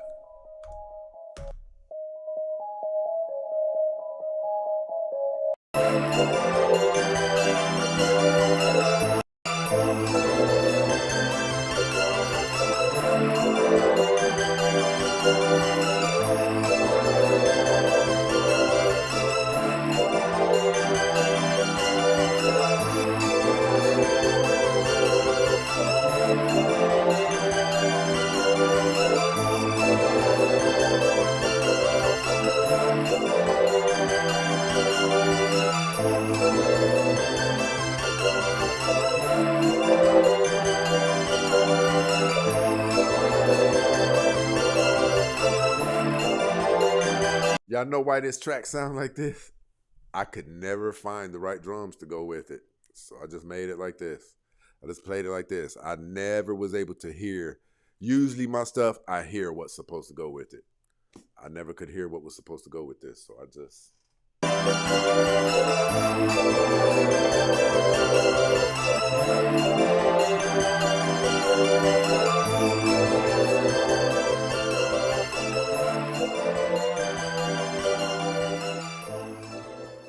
The noise. You come at the king, you best not miss. Get up out of here.